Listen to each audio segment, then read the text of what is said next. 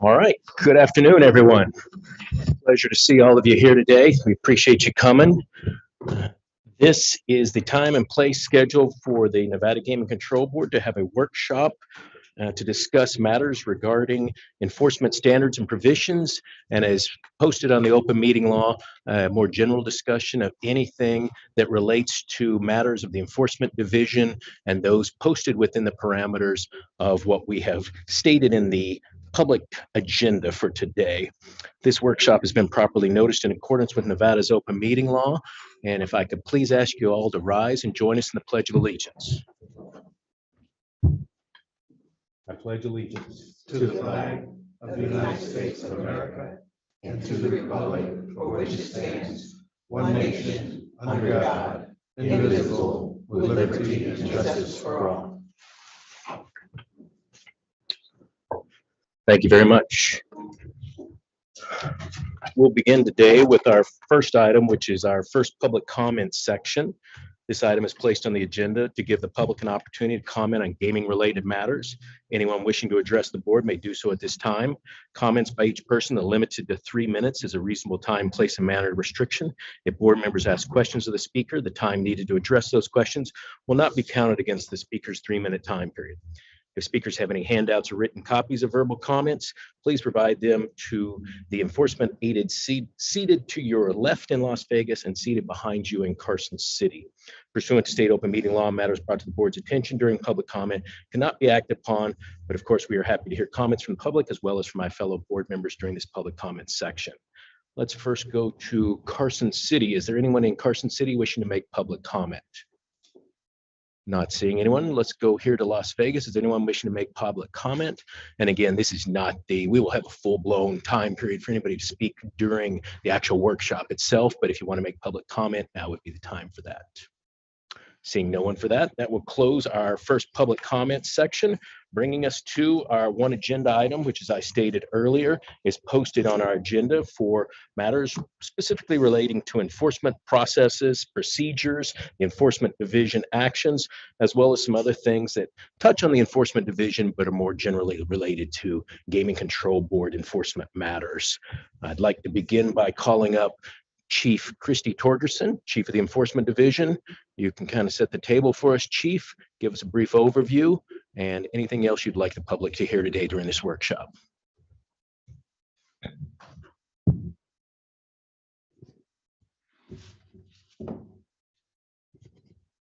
Good afternoon, Chair Hendrick, Member Assad, and Member Watkins.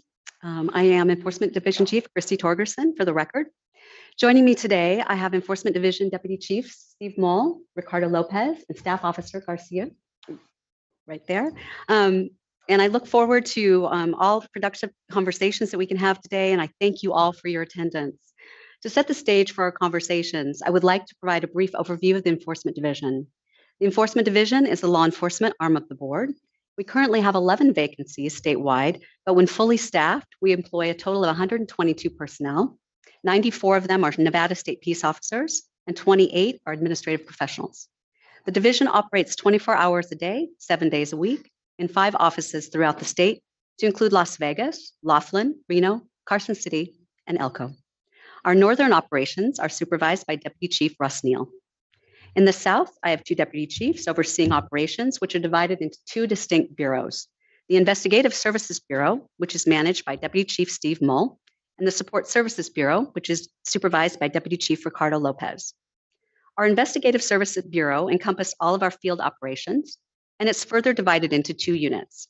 Our Field Services Unit takes calls for service from members of the public and our licensees 24 hours a day, 7 days a week. Primary responsibilities are to conduct criminal and regulatory investigations, collect intelligence on gaming crimes, and to investigate disputes between patrons and licensees.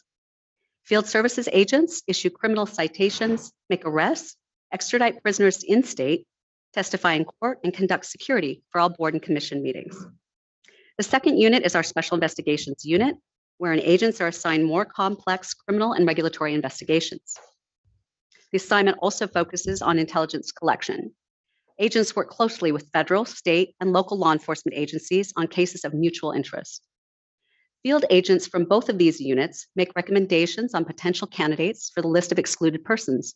It should be noted that the standards and processes related to excluded persons is a proposed subject for discussion on today's agenda. Our second Enforcement Division Bureau is the Support Services Bureau. The primary responsibilities for the Support Services Bureau involve background investigations, regulatory approvals conducted by our operations unit staff, and intelligence collection within our analyst unit. Also, we have division administrative support to include dispatch and clerical operations.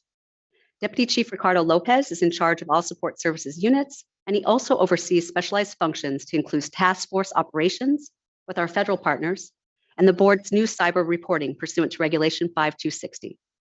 In closing, the Enforcement Division is the largest of the board's divisions, and we have the broadest set of board stakeholders to include our licensees, members of the public, nonprofit groups, and allied regulatory and law enforcement partners. Although the mission is demanding, we have extremely talented employees and managers. We take pride in providing quality service to the industry and to members of the public. With that said, I hope that we will all have a lot of input today from our stakeholders. Chair Hendrick, do you or the board members have any questions for me at this time? I don't. Thank you, Chief. Questions from board members for Chief Torgerson? Thank you for that presentation, Chief Torgerson. I don't have any questions at this time. No questions. I just want to thank you all for the great work you do, putting your lives out there. You're part of our first responder team along with Metro and all the other first responders out there. So thank you for your service. Thank you, Judge. Great. Thank you, Chief. Would you like me to introduce? Please. Garcia? So I'd like now to introduce Staff Officer Rebecca Garcia, who will offer an Enforcement Division sneak peek for a new gaming employee registration system. Great. Thank you.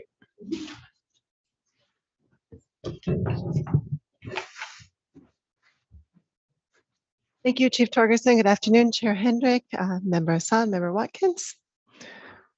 I just have a brief PowerPoint. What I'll be talking about this afternoon is just a small glimpse into the new system that will be forthcoming, hopefully during the first quarter of 2024, pertaining to the gaming employee registration system. So this is the system utilized by all of the individuals in the industry which register gaming employees statewide under 463335.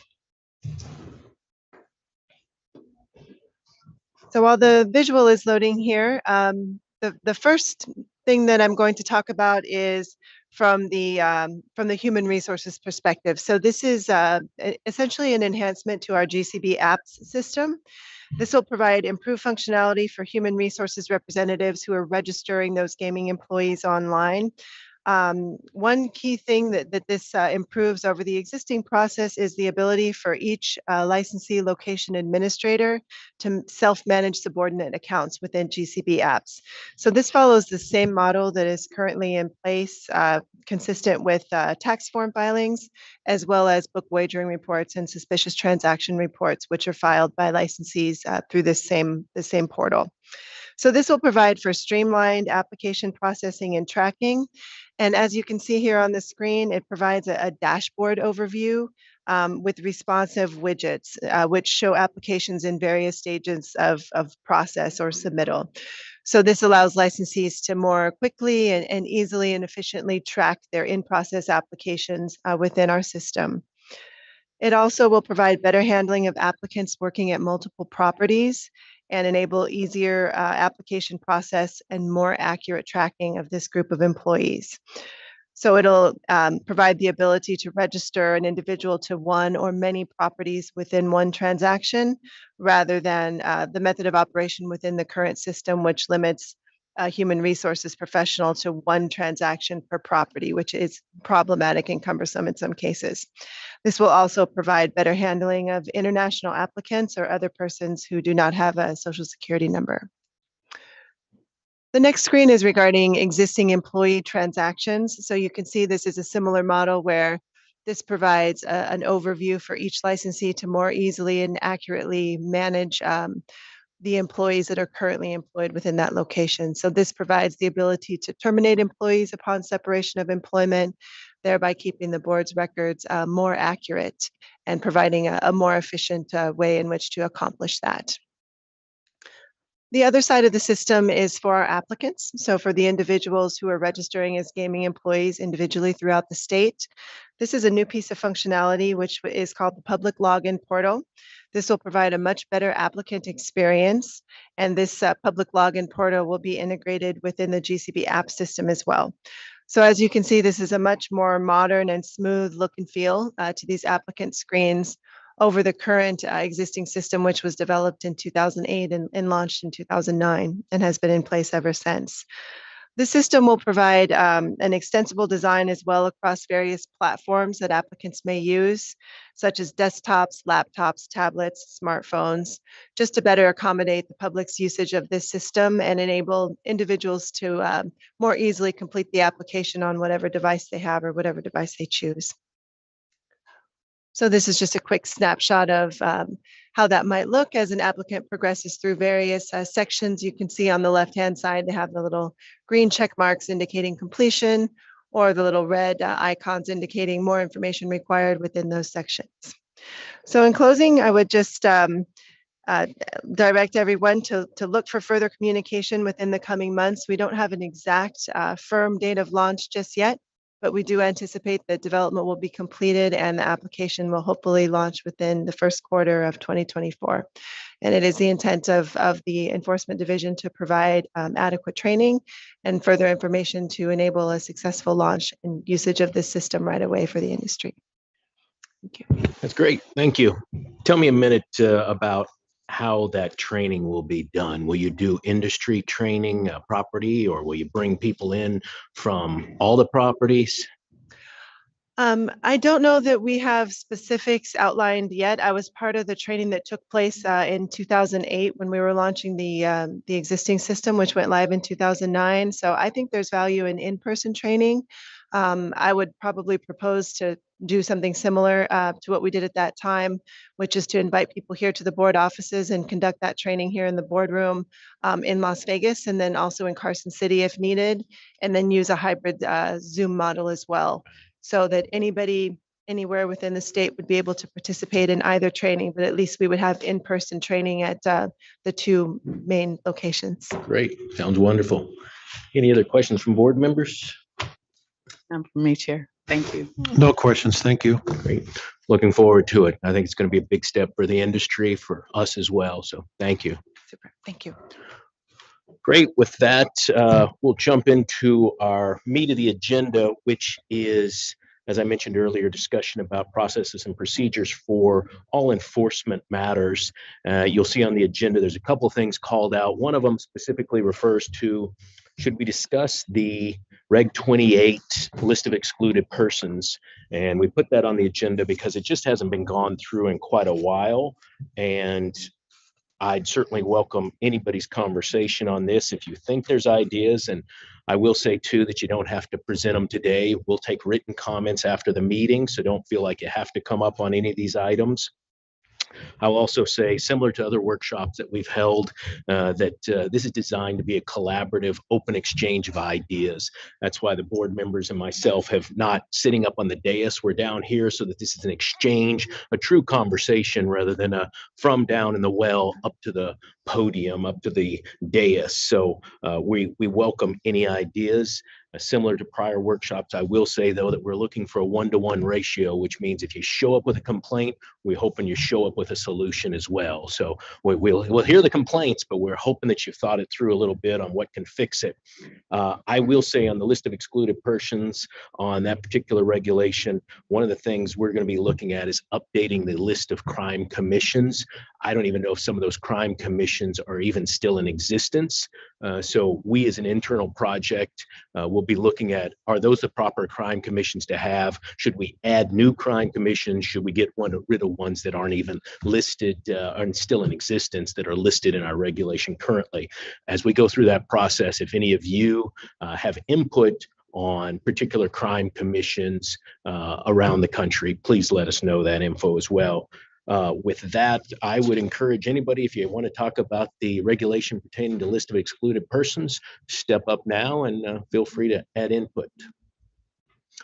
If there's not anybody here in Carson City, Chief, did you have something you wanted to add particularly for that regulation?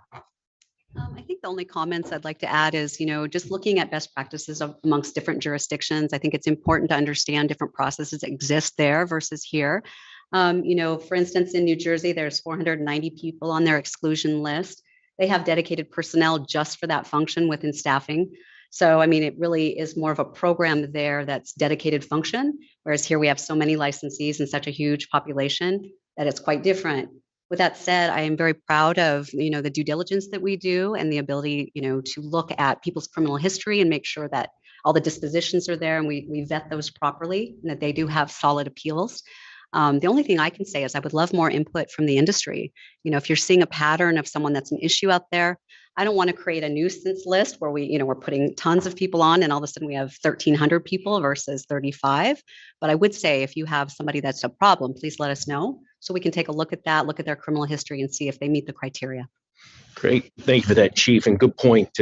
As we go through this revision and updating process, we should look at other jurisdictions and see what they're doing for best practices. So we will add that as part of our to-do list internally. Great. With that, let's move on to the next one. I think at this time, I'd be willing to open it up to anybody in the audience who wants to talk about a particular regulation or enforcement issue. Please feel free to come up to the table. Mr. Tommaso, good to see you. I will add as well that we don't have a court reporter today, but this is being audio video recorded for open meeting law and record retention purposes. So if you step up to the table, please introduce yourself, state your name, spell your name so we have it on the video record. Thank you. Respected Chairman Hendrick, respected Dr. Watkins, respected Judge Assad. My name is Dick Tommaso. I'm the Vice President of Government Affairs for Mesquite Gaming. With me. Good afternoon. I'm Todd Fasula. I'm the Vice President of Security for Win. Pleasure. Welcome, gentlemen. If the board would permit, I'd like to give some opening remarks before some other of my colleagues come up and speak. Please. Just glancing around the room, board members, I noticed that we have a representative from Caesars Entertainment, Mr. Growney from Mr. Gaughan's South Point standalone casino. We have a representative of all our station casinos here. Mr. Fazzulo told you from Wynn. We have a representative from the Venetian. We even have the first deputy assistant of the district attorney's office, Mr. Christopher Lally.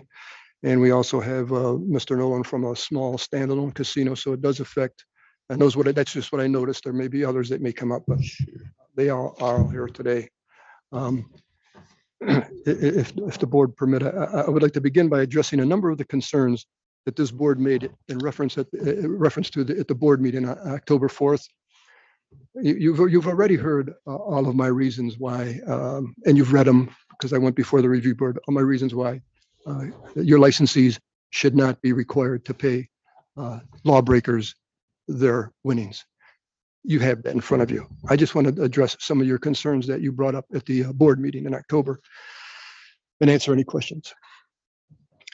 Board members spoke of Nevada Gaming's accepted policy of always paying patrons their winnings. And I agree. You even mentioned that, Chairman. However, please don't confuse the word patron with the word trespasser. They are not interchangeable. A patron is an invited guest.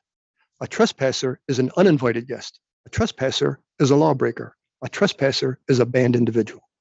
There's a big difference, and that distinction goes to the heart of the legal obligation that a casino has to pay a patron his winnings.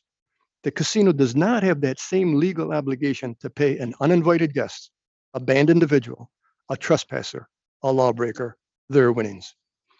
The state statutes dealing with gaming and the gaming regulations themselves were written with the patron in mind. They were not written to protect the rights of a lawbreaker, a trespasser, a banned individual, or an uninvited guest. There is no contractual agreement between the casino and a trespasser. He did not have the legal right to gamble in the establishment from which he had been previously banned. He committed a crime, and his winnings should really be considered ill-gotten gains. Also, the question of returning losses to a trespasser was discussed. Let me start by first. When a trespasser enters the casino to gamble, he assumes the risk of losing all his money while attempting to win the licensee's money.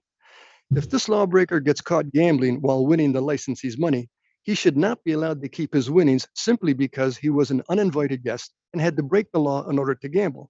But most importantly, board members, it's the reason you can't let them keep their winnings. It's so obvious that it's overlooked. The question of returning I'm sorry. Most importantly, if gaming's policy is to return losses to a lawbreaker, why wouldn't every patron in this state, in the United States, get himself trespassed from a casino, then return and take a shot at a big payoff? If they lose a large sum of money while taking that shot, he would simply bring attention to himself as being a banned individual and have his losses returned to him. So that you don't give a patron back his losses when he loses. It was the gamble. When a trespasser loses, you can't say, "Oh, that's different. You're a trespasser. You get it back." And here it is. Well, let me ask you something about that. You're saying he wouldn't. Why would anybody come on if they get their money back? But the reason he could go to jail, right? Well, Chairman Henrik, no, he recited. All he would say is, "Okay, call the police. I'll have my cite. Give me my citation. I'll go to court and pay a small fine," just like Mr. Wilson did. He paid 6 small fines, but he kept coming back because he won big payoffs. But is that a function for the Gaming Control Board, or is that a function for the district attorneys and the courts? To fine a trespasser? Yeah, to That's put the them in court. jail. That's the courts. We have no dominion and control over the courts, which I was going to get to. Good. Yeah, please. I interrupted you. Go ahead. Okay. All right. Okay.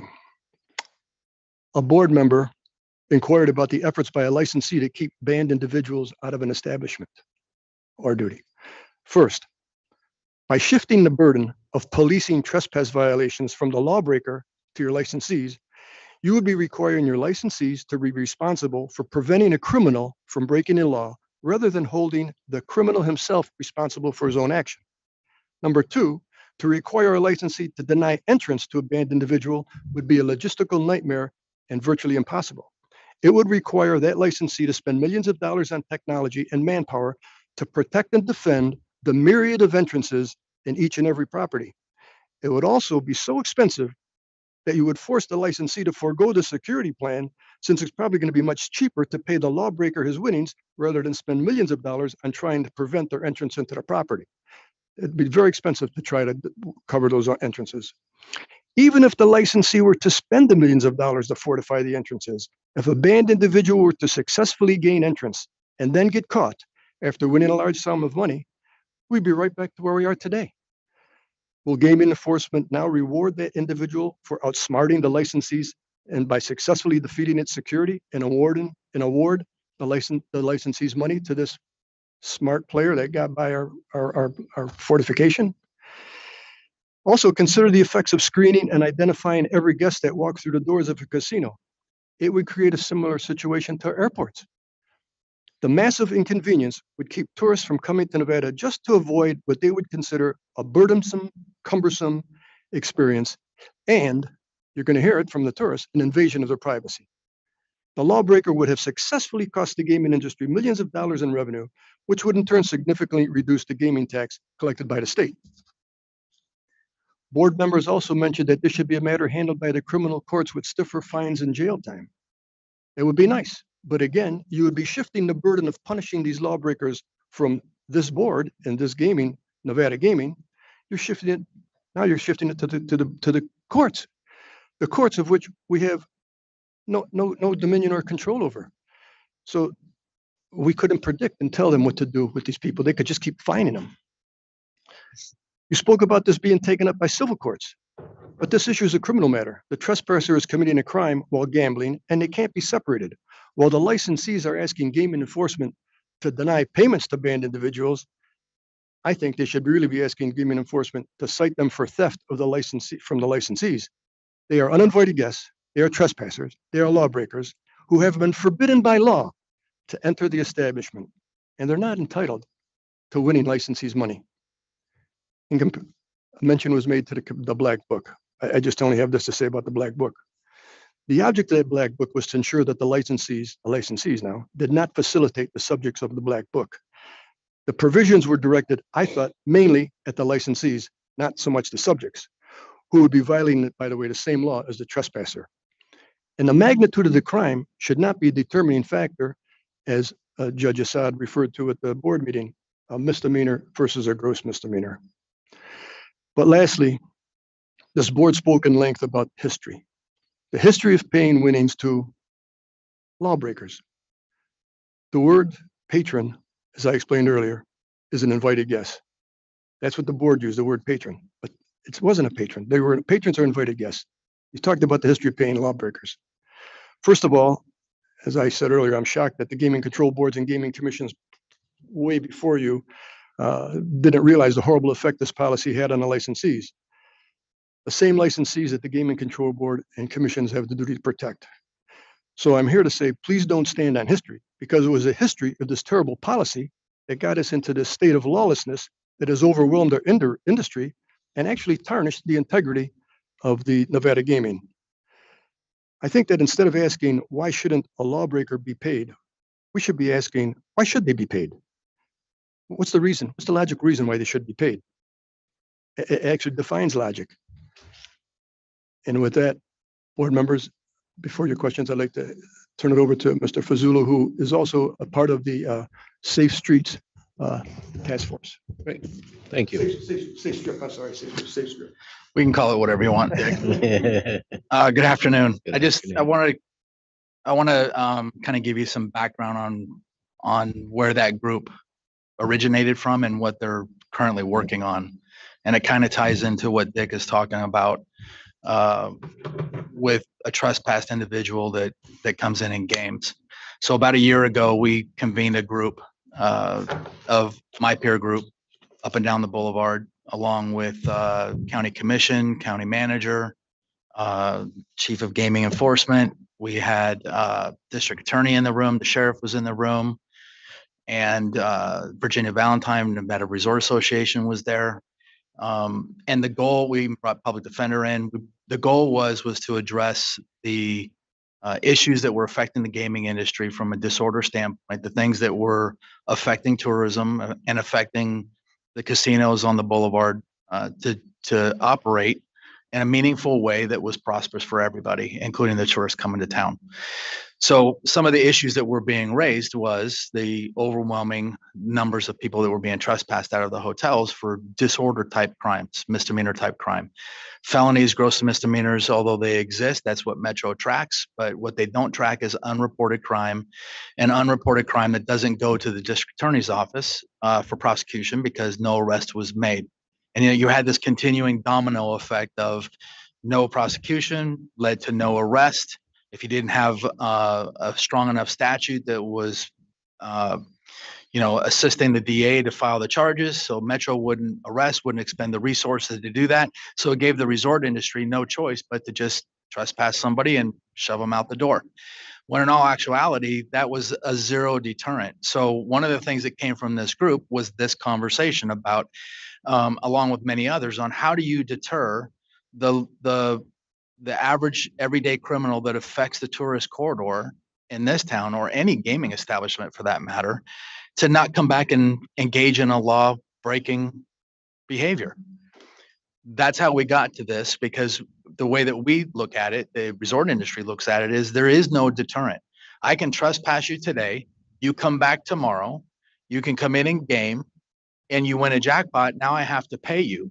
If I detain you and call Metro, and Metro does take enforcement action with a cite or an arrest, depending on the circumstances, most likely it's a citation because it's a misdemeanor not committed in their presence. They end up over in court. They may or may not be adjudicated in court. They may plea it out or may not even go to court. It may get dismissed, as you guys well know. So the crime and the discipline that came from it does not outweigh the benefit that the person gets when they walk into the casino as a trespass individual and decides to game and hit that jackpot. I can speak for the win, and I can speak for a lot of my peer group. We spend a lot of time, money, energy, labor determining who should and who should not be in our properties. It's an everyday challenge that every one of us go through. Any business owner, whether it's gaming or not, is always cognizant of who's who their customer is, right? And who's coming in their doors. But I agree with Dick. When you talk about a patron, that's an invited guest.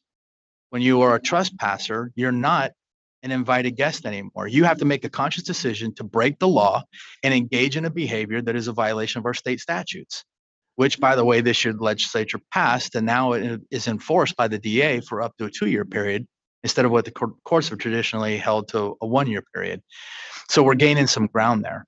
But this is just one aspect of how we got to this point, because you now have all the important players coming to the table in this community, trying to make a better environment for the average everyday tourist that comes to Las Vegas or anywhere else in the state for that matter. So in my mind, this is a procedural or a policy issue that starts with gaming, and then it continues on with enforcement by Metro and the prosecution from the DA and so on and so forth. Because right now there is no deterrence for somebody to come back, and it could be anything. It doesn't necessarily have to be somebody that was trespassed for a gaming issue. It could be a trespass for any type of crime issue that comes onto the property. Why would we ever allow them to come back? We wouldn't have trespassed them to begin with. So it kind of gives you an idea of how we got to this point and why this is so important to the resort industry. We are trying to come up with solutions to fix these problems, because the sheer numbers of people that are being trespassed and then come back on property and engage in future bad behavior, law-breaking behavior, is never ending. It continues. And a majority of that type of crime is not a statistical reported crime that goes to Metro. They'll tell you crime is down on the Strip. That's a fact. It is. The most important crimes are down on the Strip. The violent crime is down. But they're also only giving you numbers that are based on reported crime, not unreported crime. So because of policy, procedure, and the current way of doing business across all entities, the resorts for the immediate past have just said, screw it, we're just going to trespass and shove them out the door and not even call Metro, because we know it's not going to go anywhere. Now it's starting to do that, but we need your help in order to change the policy, in order to affect that a person who's trespassed can't come in and actually collect that jackpot, because now they have no incentive for coming back. Now, if they do come back, now it's strictly an enforcement issue, and it's not a gaming issue at that point, because they're not going to win anything. So with that, I'm happy to answer any questions. Thank you both, and thank you all from the industry who are here. I also want to applaud you and everybody involved with the Safe Strip effort. It's extremely important to our industry that the public knows when they come to any part of Nevada and engage in entertainment here that they're going to be safe, have a safe environment to enjoy our city, our county, our state. So appreciate all of everything you do to make that happen. I did have some questions, and I'll let the other board members jump in as well. My first question is, you mentioned trespass in general. Sounds like a huge problem. As you said, it's not even a reported problem in crime statistics. This issue of trespassers coming back and gaming and then being thrown out and paying or not paying their winnings, how big of an issue is that? And if you don't want to get into specifics by property, give me generalities. Are we talking 5 times a month at each property? Are we talking 10 times a month at each property? What are we talking about? Chairman, at any given time, right now, as we sit here, at any given time in your 384 major casinos in the state, there's hundreds of trespassers out there in those casinos gaming. I mean, it's a continual thing. I mean, there are trespassers every day in all these properties gaming. They get away with it. They don't get caught. But when they do get caught, they need to pay that price. And then word gets out and they won't be there. But it's not 1 or 2 people a month. It's since I was here at the board meeting 2 weeks ago, we've had 2 people come in, trespassers, and win jackpots. We paid them because you said pay them. But these are the ones we caught. We still had to pay them. They got cited. They didn't care about the cite. It was a very small fine to pay. Interesting. And again, I don't need you all to talk about anything proprietary, but aren't most of the major properties now using some kind of facial recognition? Circa uses IDs at the door, the 21 only. If you're talking about hundreds of trespassers are gaming on any given time, what is the industry doing about that? Well, I'll answer the first part of your question about facial. Yeah, there are a few properties around town that are using facial. We've implemented some facial recognition technology as well. There are limitations to it, as everyone well knows, if you've looked into it. Does it work? Yes, it does work, but you also get false positives. And I don't think that it's the end all be all. But it is a tool that's an effective piece of the overall enforcement protocol that properties can deploy. As far as Circa, I don't want to speak for Circa. I don't know if there's anybody here from Circa. If they want to expend the labor cost to put somebody at the minimal amount of doors that they have to check ID, that's their prerogative. I guess that's the choice that they make. For me to do that at the Wynn, you're talking at least 15 different doors that I'd have to do that. And the sheer volume of people coming through, there's 20, 30,000 people that come through our doors on a daily basis, depending on conventioneers or just local tourists or out of town tourists. So I look at that from a reasonableness perspective. Is it really that reasonable to check every single person's ID? Not only that, but now you infringe upon the customer experience for the good law-abiding citizen that comes in, and now we have to make them queue because we want to check their ID to come in. Hence, you move forward and you start to deploy some of that technology that helps you, and it does work, but it's not the end-all be-all to solve that problem. And Mr. Chairman, not every casino can afford to pay for that technology. And then again, it goes back to what I said earlier. Why would you pass the burden onto your licensee? They've done nothing wrong. We're the victims here. Why would you pass the burden onto them to find these people when all you have to do is once they get caught, they're out and they lose everything and lose all incentive? That's the way you get rid of them. They have to lose their incentive for coming in there. Otherwise, it's a catch me if you can. It's like a game. Well, you didn't catch me, and so I get my winnings. It's a merry-go-round, sir. Yeah, and I'm with you, Mr. Tomaso. I'm very surprised that this issue hasn't come up in decades. That there's no written policy. So apparently the industry up until today has never felt the need, or until you came before the board after decades and decades, to raise this issue. And I consider myself a law and order kind of guy. I consider myself a law and order regulator. And so I absolutely feel for you. I've been on the private industry side, and I feel for you. And I certainly don't want to encourage outlaws to believe that coming to Nevada, that they have a free pass to gamble. And then if they win, they get to keep their money. That's a bad message to send. I also believe, and you all, I'm sure, have talked to people in your organizational structure, they must have believed over the last several decades that they better to pay those few people who win than to create a image where Nevada was looked at that we let losers lose and we let winners get tossed. And I don't know. I'm quite frankly very surprised. Well, as I explained once before, the first part of your question is why it wasn't brought up before. Yeah. My idea of why it wasn't brought up before is because gaming in Nevada is autonomous, and gaming is like saying God. If gaming wants to come into your property and wants to seize your records without a subpoena, it's a done deal. There's no judicial review of that. You do it. If gaming wants to conduct a search without a warrant, it's a done deal. Most of us are from law enforcement backgrounds. We've never heard of that, but gaming is so powerful in the state they can do it. So if gaming wants us to pay a trespasser or a lawbreaker, it's accepted, just the way we accepted the search without a warrant, the records without a subpoena. It was accepted. All we're saying is it created a problem. The history of that now, this part of it, the payment, not the search and the seizure, but the payments creating a problem. And now it's come to, why is that a policy? And that's why I brought it forward, because that's the last thing I think that has to be cleaned up to help this industry. Yeah, and I appreciate that. And that's the beauty of what this workshop is really all about, is bringing up issues that may have sat around for decades, and we should have an open discussion about it. I don't know the answer, but I'll walk through a few scenarios with you gentlemen, and anybody else who wants to come up and answer these, please feel free. Let's talk about, so minors, we know if a property allows minors to game on the property and they're not effectively preventing that, then it becomes an unsuitable method of operation.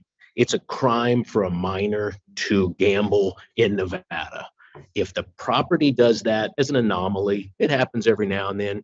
Some other states are going to fine you every single time, but Nevada looks at it as it's an reportable incident, and then is it an unsuitable method of operation? If it becomes what you're talking about, hundreds of minors doing it, that's a whole different ball of wax, right? We're going to agree on that. We can't have hundreds of minors gambling in a casino. So let's put that one aside. Let's talk about the black book. If a individual on the list of excluded persons comes and wagers in a licensed gaming establishment, it better be an anomaly, right? It better be the guy came in a disguise and he snuck in and you got a hold of our agents, and it can't happen more than a couple of times before it becomes an unsuitable method of operation. And then we switch that over to, I understand your point about Mr. Tommaso, who's the victim here, right? And the victim in either one of those is that the minor's committing a crime, the individual on the list of excluded persons commits a gross misdemeanor when they come onto the property and try to gamble. If we were to pass a regulation, and by the way, I haven't done the legal research here. I don't know if it could be a regulation. It might have to be a statute. I don't even know if it's possible as a statute, because it's a question of whether or not the government is getting involved and saying you can't give that person his money. So let's set the legal side away, but let's look at the fact that now you've got, let's just say it's 10 people a month at a particular property are coming on after they've been trespassed, and then they're told you can't have your winnings. My guess is out of those 10 people, some of them are going to file patron disputes. So that then moves over to a lot more workload on us, which is fine. We're here. We'll have to go to the legislature, may ask for more administrative law judges, hearing officers. But if 10 people a month are being trespassed by the property, which we had nothing to do with, that's an industry decision. The guy may have been trespassed for stealing a beer, not for fraudulent acts. If he's trespassed for a fraudulent act and he comes back, I want the DA's office involved. But if he steals a beer and he comes back 6 months later and he starts gaming, and there's 10 of him a month doing that, at what point does that become a patron dispute, unsuitable method of operation? And I'll take that analogy one step further. Do licensees want to have to defend those in front of our hearing office because they didn't pay them? And I'll tell you a few facts that'll come up. Did the person have a rewards card? Were they part of a player management tracking system? Did the patron receive any mailers telling them to come? You said they're not invited. Were they invited? Did the patron receive any emails telling them to come to the property? Did the patron receive any free drinks while they were on the property? Did the patron have any other reason to believe that they should come back? These are all hypotheticals that will become facts in the middle of a patron dispute. And then that patron dispute, if they bring it to the board's attention, the three of us are going to discuss that in the middle of a public meeting. So nothing you need to answer, all rhetorical, but think about where this goes from. You either pay them or you don't pay them because they came onto your property as a trespasser. If they challenge it, those factual scenarios will go through a patron dispute and will ultimately come to the board, and that will be part of a public record. So you're welcome to address that, or you don't have to. I'm just working through the mechanism of 6 months from now, a year from now. I'd address it. First of all, I feel that since it was it's an unwritten policy that we have to pay them, and you backed the patron on over Mesquite Gaming on this one on an unwritten policy. My first question is, if it's an unwritten policy that we had to pay him, why couldn't it be an unwritten policy that we don't have to pay him? You're still going to back now, since if you agree that they shouldn't be paid, you're going to back that licensee. Let's go further than that. There's for something for this board and this gaming to hang their hat on. If, as Judge mentioned, you have a regulation, and the regulation stipulates the rules, sets down the rules of a trespasser or an uninvited guest coming back and winning money, and it sets it all out there. Then when they're not paid because the regulation says we don't have to pay them, then enforcement has something to hang their hat on. You have something to hang your hat on. we have something to hang our hat on, that it's written down. It's not just who's somebody's opinion here. This is the law. This is the regulation. A regulation in this state of Nevada is as strong as a law, as a statute.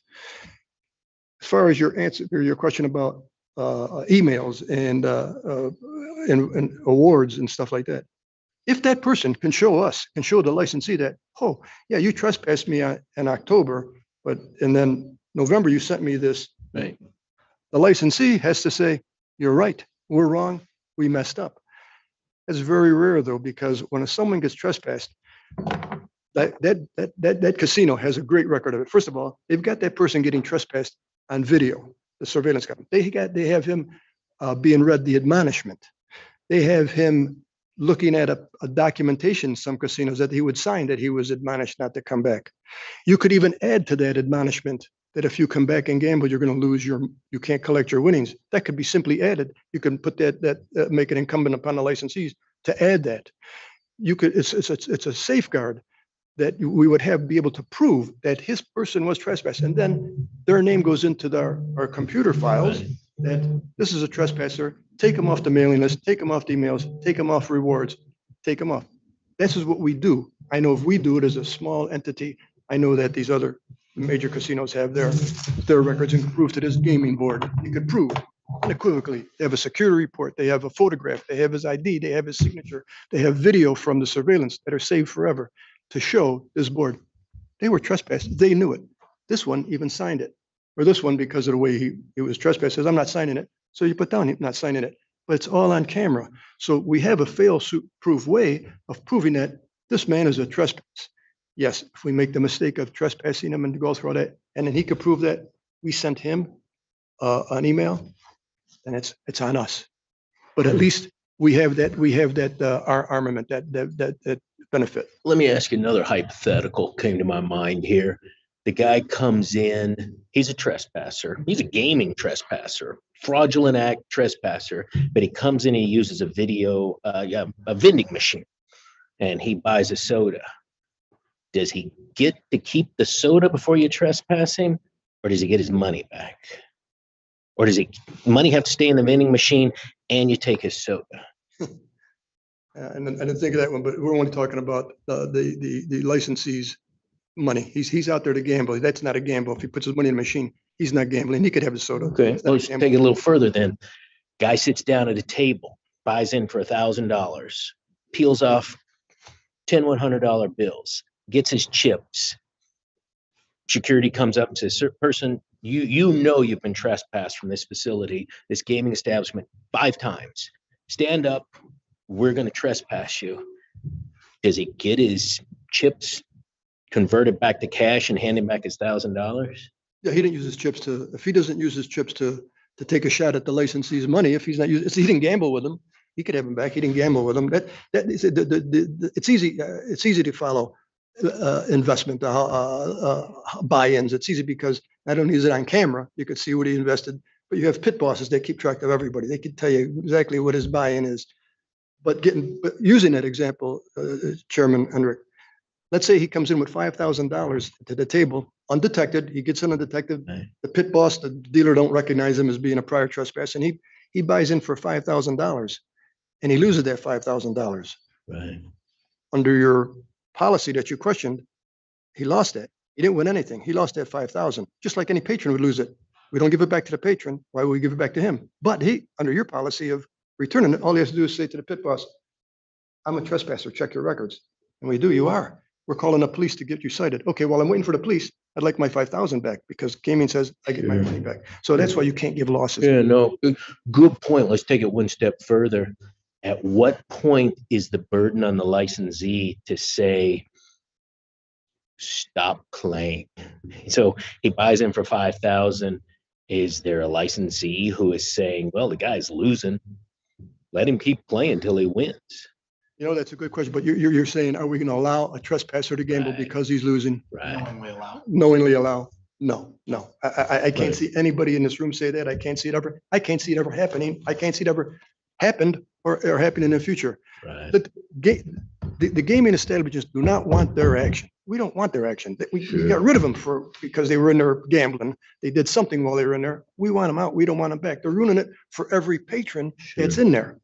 No, We don't trespass because somebody won or lost. We trespass because of criminal behavior. Or they break a hotel policy violation, something that the hotel has established as a policy for customer service. Sure. Because somebody won or lost, we don't trespass because of that. Doesn't even enter into the equation. no. Yeah, and I'm not saying that. I'm saying a guy steals a beer. 6 months later, he comes back and he's playing slot machines. He's lost two grand already. Nobody's paid attention to him. He's been given drinks for the last 4 hours.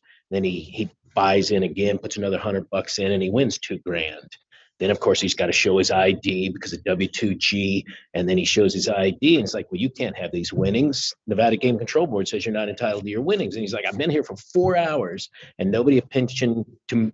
I've been getting free drinks and a lot of high fives for 4 hours. So it's not about whether he won or lost. It's at what point is the burden on the licensee to handle their trespassers versus shifting that over to the Gaming Control Board. So now we're supposed to show up. Our agents have to, get involved, get the guy off the property. I respect what you're saying about Mr. Tomaso about misdemeanors. We don't want misdemeanors clogging up our court system. Completely agree with that. But at some point, if a guy's trespassed 6 or 7 or 10 times, it's time for the courts to step up. I can't put him in jail, but if you need help from the Attorney General's office of the Game Control Board to present that to the DA's office, I'm pledging to you we'll do that. But I'm telling you, Mr. Chairman, it should never get to that if you would just say they don't get paid. They won't keep coming. Yeah, and I appreciate that you enlightened me on how many times this is happening, not just trespassing, coming back and gaming and winning. That's interesting. So, yeah. Those are the ones we know about. Sure. So Yeah. we don't know about many that came in and gamed and got out of there because they didn't hit the jackpot that triggered the W2G or trigger a CTR. We didn't know about them. Sure. For you to think that this organization here would knowingly watch a trespasser gamble, wait for him, No, and let me be clear. These are all hypotheticals, and I'm not talking about any property. And again, I consider myself a law and order regulator. So this conversation is very interesting to me and just puts me in a mindset of I'm learning. I'm learning a lot from you gentlemen sitting here today that I wasn't aware of. May I invite, before you speak, the district attorney, Chris Lally, up to talk about the court, what goes on there? Sure. While he's doing that, I just wanted to ask for a clarification. This is in response to the chair's earlier question where he asked about the number of trespassers that were returning to the casino. I believe that you mentioned that there were the number was in the hundreds on any given. All casinos adopted. Mm-hmm. Not just in my casino, but all the casinos throughout the state, hundreds. Understood. And so I just wanted to specifically ask, how many is it in relationship to those who are hitting jackpots or winning? Because it was my understanding from what you said that you were referring to hundreds simply coming back in to gamble. How many is it that are actually, and if you don't have a number or if you can estimate? The only ones that would give you a number is if they hit a one that they had to fill out a W2G or CTR. Matthew, get closer to the mic, please. Yeah, go ahead. No, I can't give you a number because the only way I could give you a number is if they hit a jackpot that would drive a W2G or a CTR, as saying playing craps or something where they hit over 10,000 to get paid. That's the only ones that we would actually have numbers on, but the ones that come and go and never hit that threshold, we don't know about them. Right. So I think that's a distinction in that where, the number of hundreds coming and returning and gambling is different than the number who are having this particular issue or this, you're paying out winnings to, right? That number is less. Yeah, but right, it is. But if we because we don't know they're there, so they're getting their winnings, we just don't know they're. But if they get caught, that should be they should have to know that if they get caught, that's going to keep them from coming back because they realize if I get caught, I lose it. Oh, I understand. I completely understand. I just wanted to make sure we were clear about the numbers. Right. Yeah, thank you for that. Can I address your question about when does the burden come back Sure. onto the Sure. licensee? So let's go back to the original reason why somebody was trespassed. The burden now is upon the person that broke the law and got trespassed. We don't ever want them back on our property, Yeah. right? So they have a burden to begin with to never come back onto our property since they've been trespassed. As far as the properties are concerned, that trespass is for life unless we lift it and choose to lift it. So that's one part of that. When does the burden come back to the licensee? When we actually know that they're on the property. Sure. And all the properties take a lot of measures to determine who their customer is, as you well know, whether they're at a gaming table or they're in a restaurant or they're in a show. We all take and make effort to determine who's actually on our property and if they're a trespassed individual. The minute we know that they're trespassed, that's our burden, right? That's when we would stop them from engaging in any behavior on the property, whether they're going to a show, eating, or sitting at a blackjack table. That's the burden for us. But they originally had burden to begin with. Good. Mr. Lawley, pleasure to have you here. Good to see you. Thank you. Thank you. Good afternoon, Chair Hendrick and members of the board. My name is Christopher Lawley. I am an assistant district attorney in the Clark County DA's office, one of two assistant district attorneys who are responsible for the overall supervision of the criminal division. I'd like to sort of elaborate a little more on what Mr. Fasulo began to tell you about, and those are the efforts of the industry and the court system, the criminal justice system, with respect to addressing crime on the Strip. What has happened? Where are we going? As Mr. Fasulo indicated, back in July of 2022, there was a meeting involving all members of the criminal justice system, district attorney's office, the courts, Las Vegas Metropolitan Police Department, the county. And while we're at this meeting at the Wynn, we were educated with respect to the visitor experience of those who had recently stayed in the resort corridor, and it was less than flattering. That experience, as we learned, was very, very unflattering. And this group was asked to make positive changes to affect the visitor, ultimately to affect the visitor experience on the Strip, doing that by addressing the crime problem. And what I can tell you is this group really achieved far more than two, but there are two that I'd like to focus on. And one is a change to the county's resort corridor order out ordinance. It was changed and brought more up to date, making it more of a tool for law enforcement and for the criminal justice system. And we also created the Resort Corridor Court. Perhaps you've heard of it. The idea is based upon a notion of what I call criminal or community prosecution. It is the idea of taking all of the crime from a certain geographical area and putting it into one courtroom where it's presided over by a single judge, while it's prosecuted by a group of like prosecutors. There's this a separate group of defenders who all advocate their respective sides for that very defined group of individuals. What that allows us to do is to identify the problems.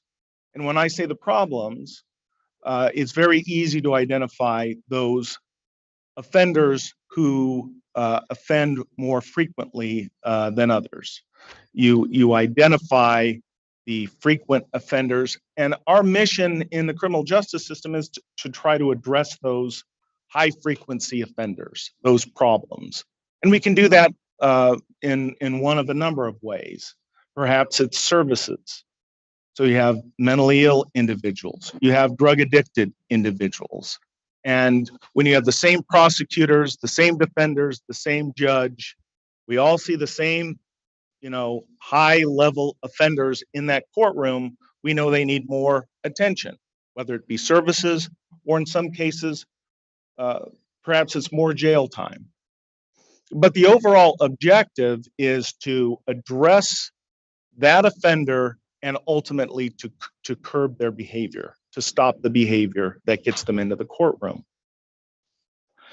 So in this resort corridor court that is currently established in the Las Vegas Justice Court, all felonies committed in the resort corridor, all felonies, whether they be downtown or on the strip, come into this one courtroom, and all misdemeanors committed in the unincorporated areas of Clark County come into this court. So that would be misdemeanors that happen south of Sahara. Those all come into this single courtroom in the Las Vegas Justice Court. The Resort Corridor Court began in January of 2023. There were far more cases going into that courtroom today than we ever imagined. Far more cases. And prosecutors will tell you that it is a tremendous amount of work. Our prosecutors are working harder than they ever have in that department, but they will also tell you that ultimately it is working. The public defenders who are in that courtroom will tell you they hate it. They absolutely hate it. And, some might say, well, then that's a good thing. I think what the resort industry will tell you, those who are up and down the resort corridor, will tell you that it has been highly effective. We meet every 2 weeks. And what they will tell you is not only Metro will report that crime is down, but what the properties will tell you is that really all nuisance type crime has been significantly affected for the better. It is down. So what we are doing is working. What we are waiting to see is the decline in the number of cases that are submitted to our office and the number of arrests that are occurring on the strip. Because the volume still to this day in Resort Corridor Court is very high. There are a ton of cases that are going through that department.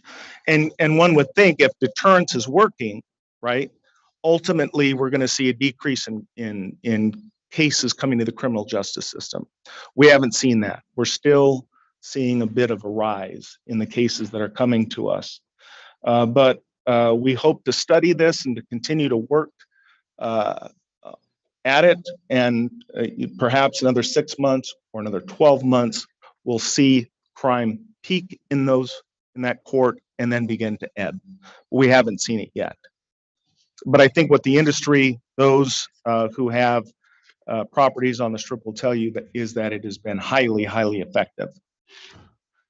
So let's talk about what happens in the Resort Corridor Court. And I have some statistics for you.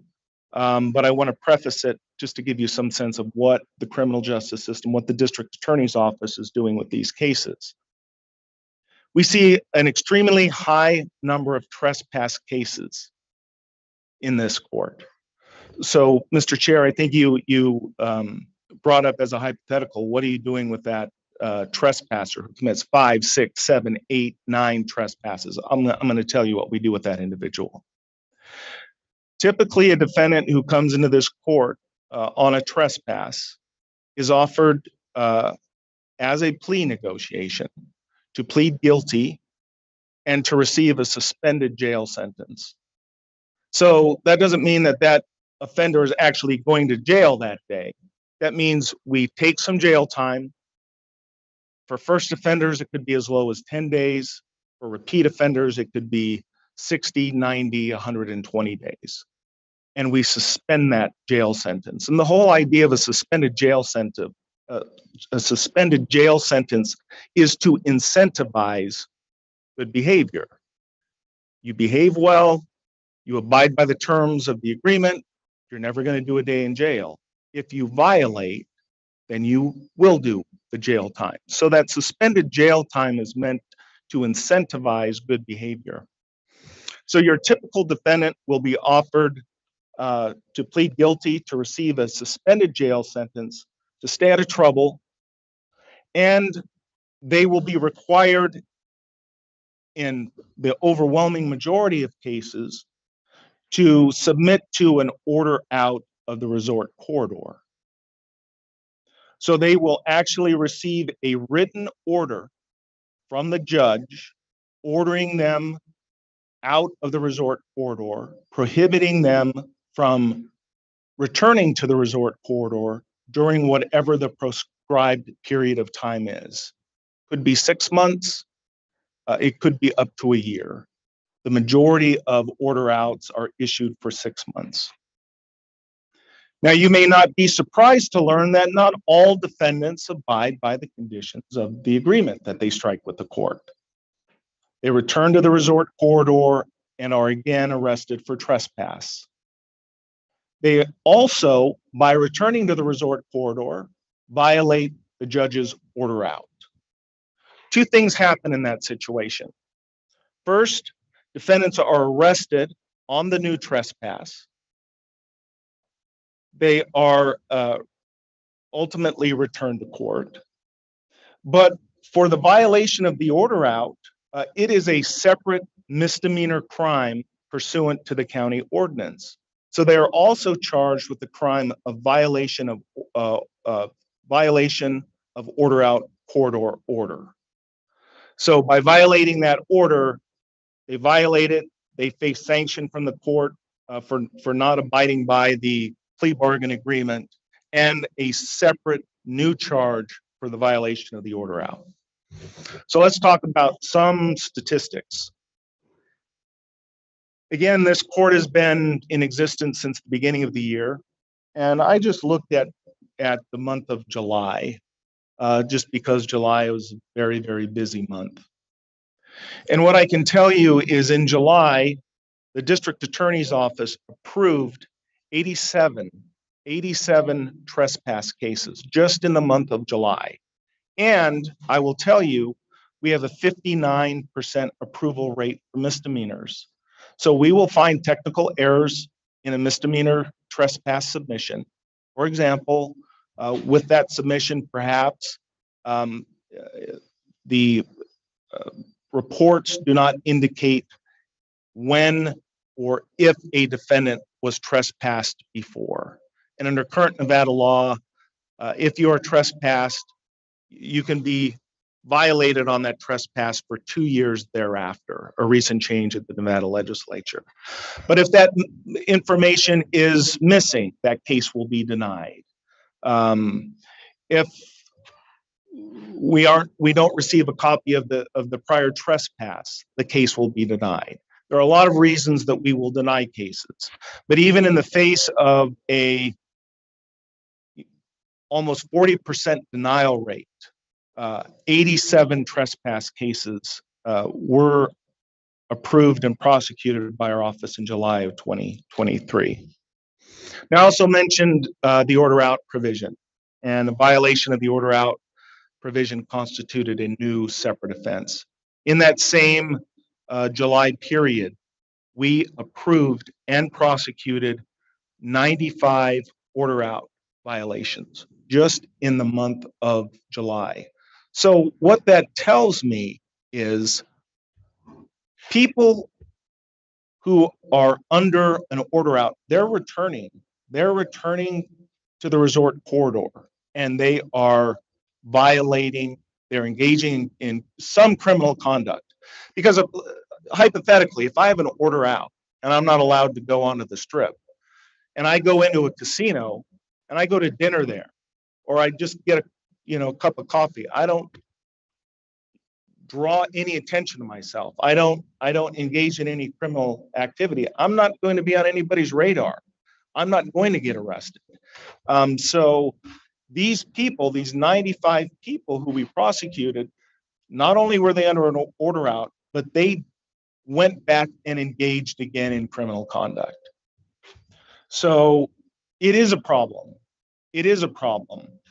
And what I would tell you is the district attorney and the criminal justice system, we're doing our part. We're doing our part. We have never prosecuted trespasses as aggressively as we are prosecuting them now. And what I can tell you is these individuals, we're looking at 30 days suspended, 90 days suspended, 120 days suspended. They are going to jail.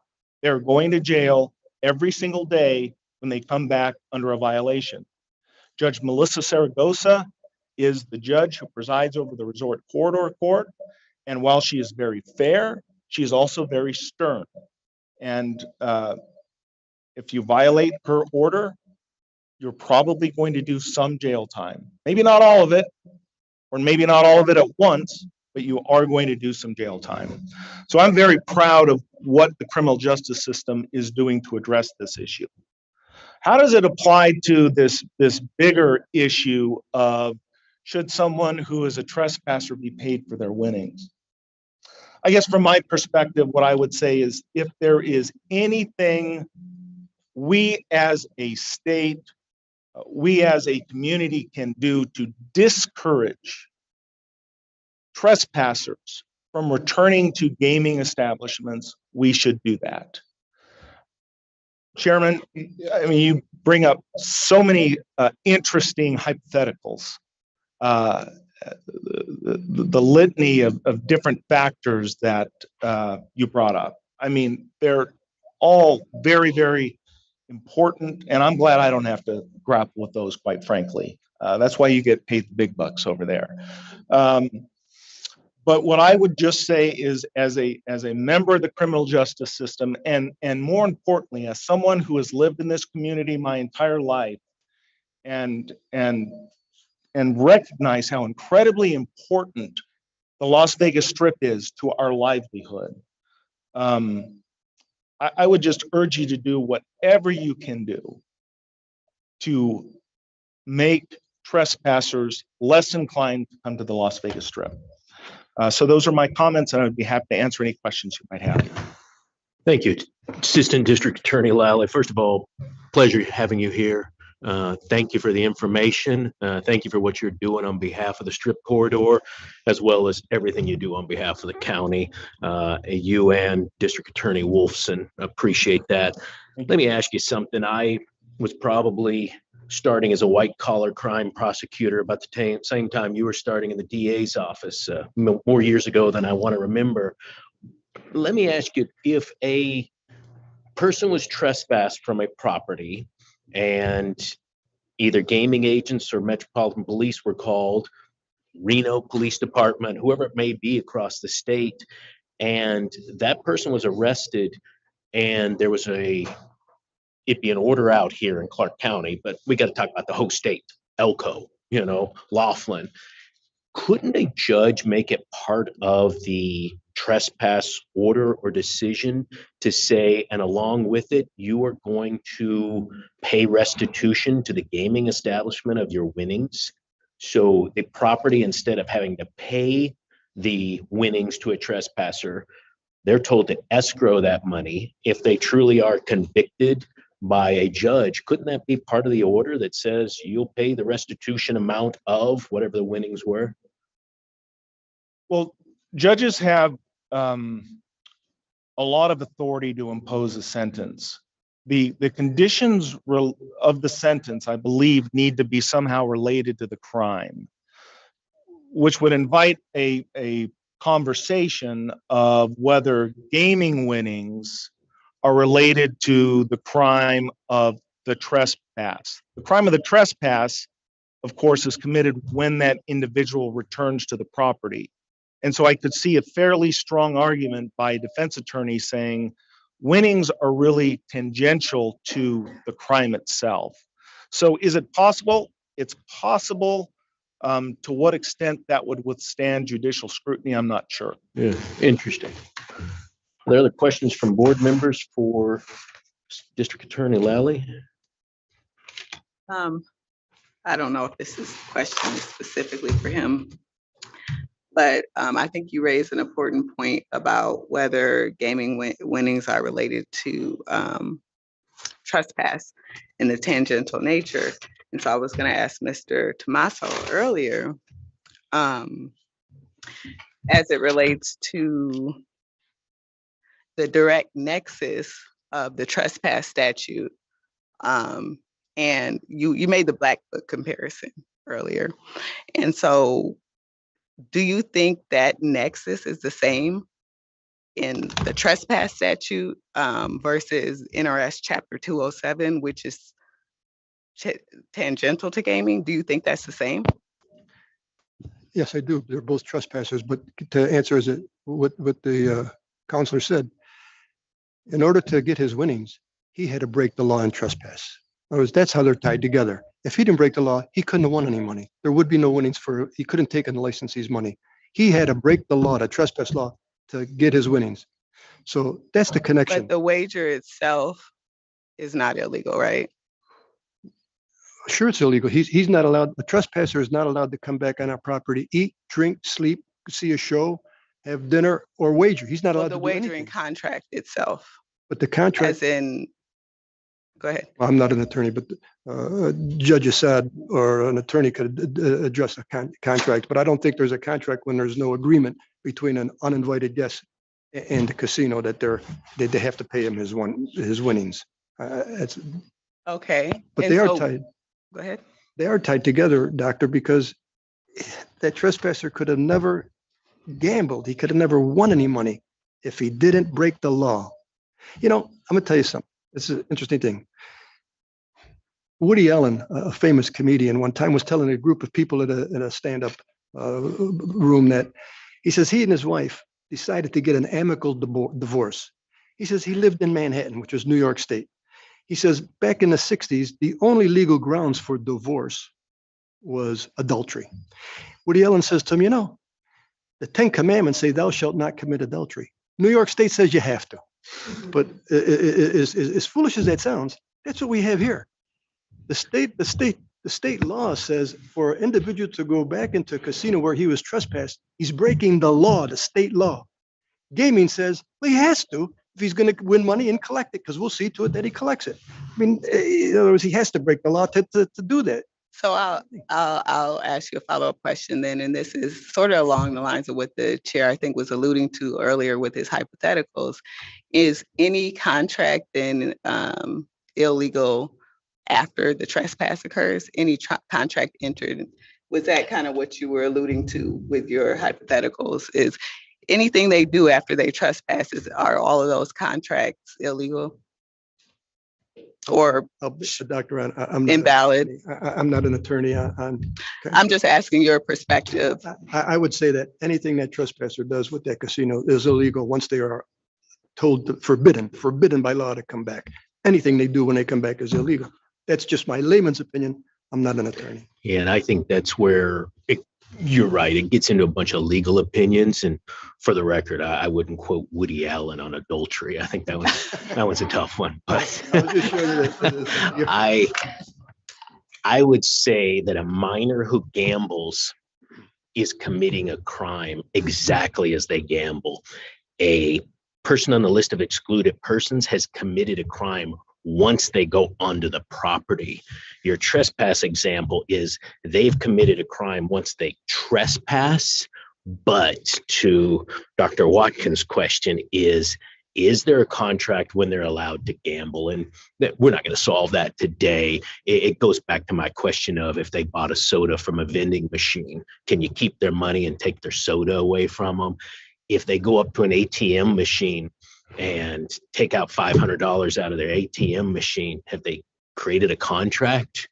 Can you take their $500 away from them and say, you don't have the right to be here, so you're not entitled to your $500?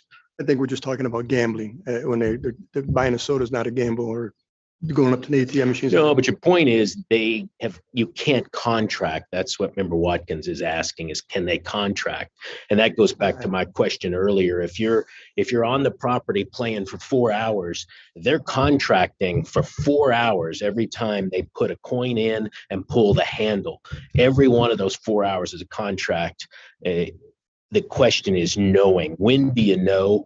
And it's a question of whose burden is it? When is it their burden? Mr. Fazzulo answered that. He did. Once we know it. It's a knowing situation. And then it becomes a question of, we're not going to solve this today. And that, by the way, we can't solve anything today under open meeting law. There's no chance for us to make any decisions today. This will all go to further discussions. It'll go to drafting, whatever comes out of this, which is the beauty of this meeting today. And that's why it's a great exchange of ideas. And I appreciate everybody being part of that. But I would say that as we look into that, we'll have to decide, is there a contract? And if just because the Game Control Board says you can't pay them their winnings, I would still believe they could file a patron dispute for factual matters. So we'll have to figure that out. I would encourage all of you in your security departments to go talk to your compliance directors and see if they want to move that burden one way or the other. Perhaps you already have, but those discussions should happen further on.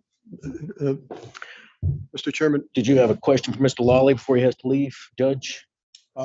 Thank you, Chairman. I'd just like to say that I'd like to thank the chair for convening this forum on a very important topic. Could have easily ducked the whole issue, but kudos to you for taking this on. Thank you all for being here. I know you'd rather be somewhere else. You're very busy people, and I do appreciate your input from each and every one of you. The issue first came to me a few months ago when Chief Torgerson said, hey, we got a situation at Casablanca. Mr. Tomaso has someone that's been trespassed, and they want to know whether they should pay him or not. I thought about it for about 2 seconds, and so I said, absolutely no. I might have said something a little more dramatic than that, but to me, it was a no-brainer. I've worked in the casino industry with Chris's brother back in the, I don't know, early 80s, I guess it was, at the Riviera. Back in those days, you could ask anybody to leave for any reason except for race, gender, or some other sexual orientation purpose. The casinos have an absolute duty and an obligation to maintain a safe place for all of their patrons. So I think that's still the case. You can pretty much exclude anybody for any reason. Certainly someone that's trespassing cannot come in there because they've already been trespassed. When I was on the bench as a judge for about 10 years, I had dozens and dozens of trespass cases. And you'd have to find that they were 86 properly. They were written, read the written notice. They were photographed, and then they would have to produce all the documents in court to make sure it was a legitimate trespass. And then if it was their first time, I just gave them a stern warning and maybe a small fine. Second time, maybe a sterner warning and a little higher fine, and letting them know that probably the third strike would be 3 strikes and you're out, and you were probably going to do a little jail time. But then when they got up to like 5 and 6 times, I got to know some of them on a first name basis. It was ridiculous. So I would start with maybe 180 days suspended, but you're going to spend the first 30 days in jail. They'd come back. Same thing with the drug addicts that I had. I had a drug court.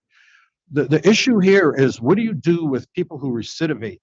They're continually committing crimes and they recidivate after they've been involved with the criminal justice system, after they've been warned, after they've been fined, after they've been given a little jail time, and they keep doing it.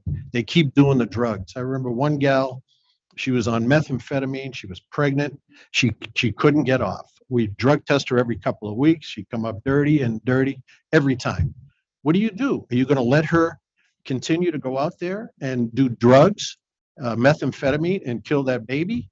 No. So I finally had to put her in jail. And later, after she delivered a clean, healthy baby, she came back and thanked me.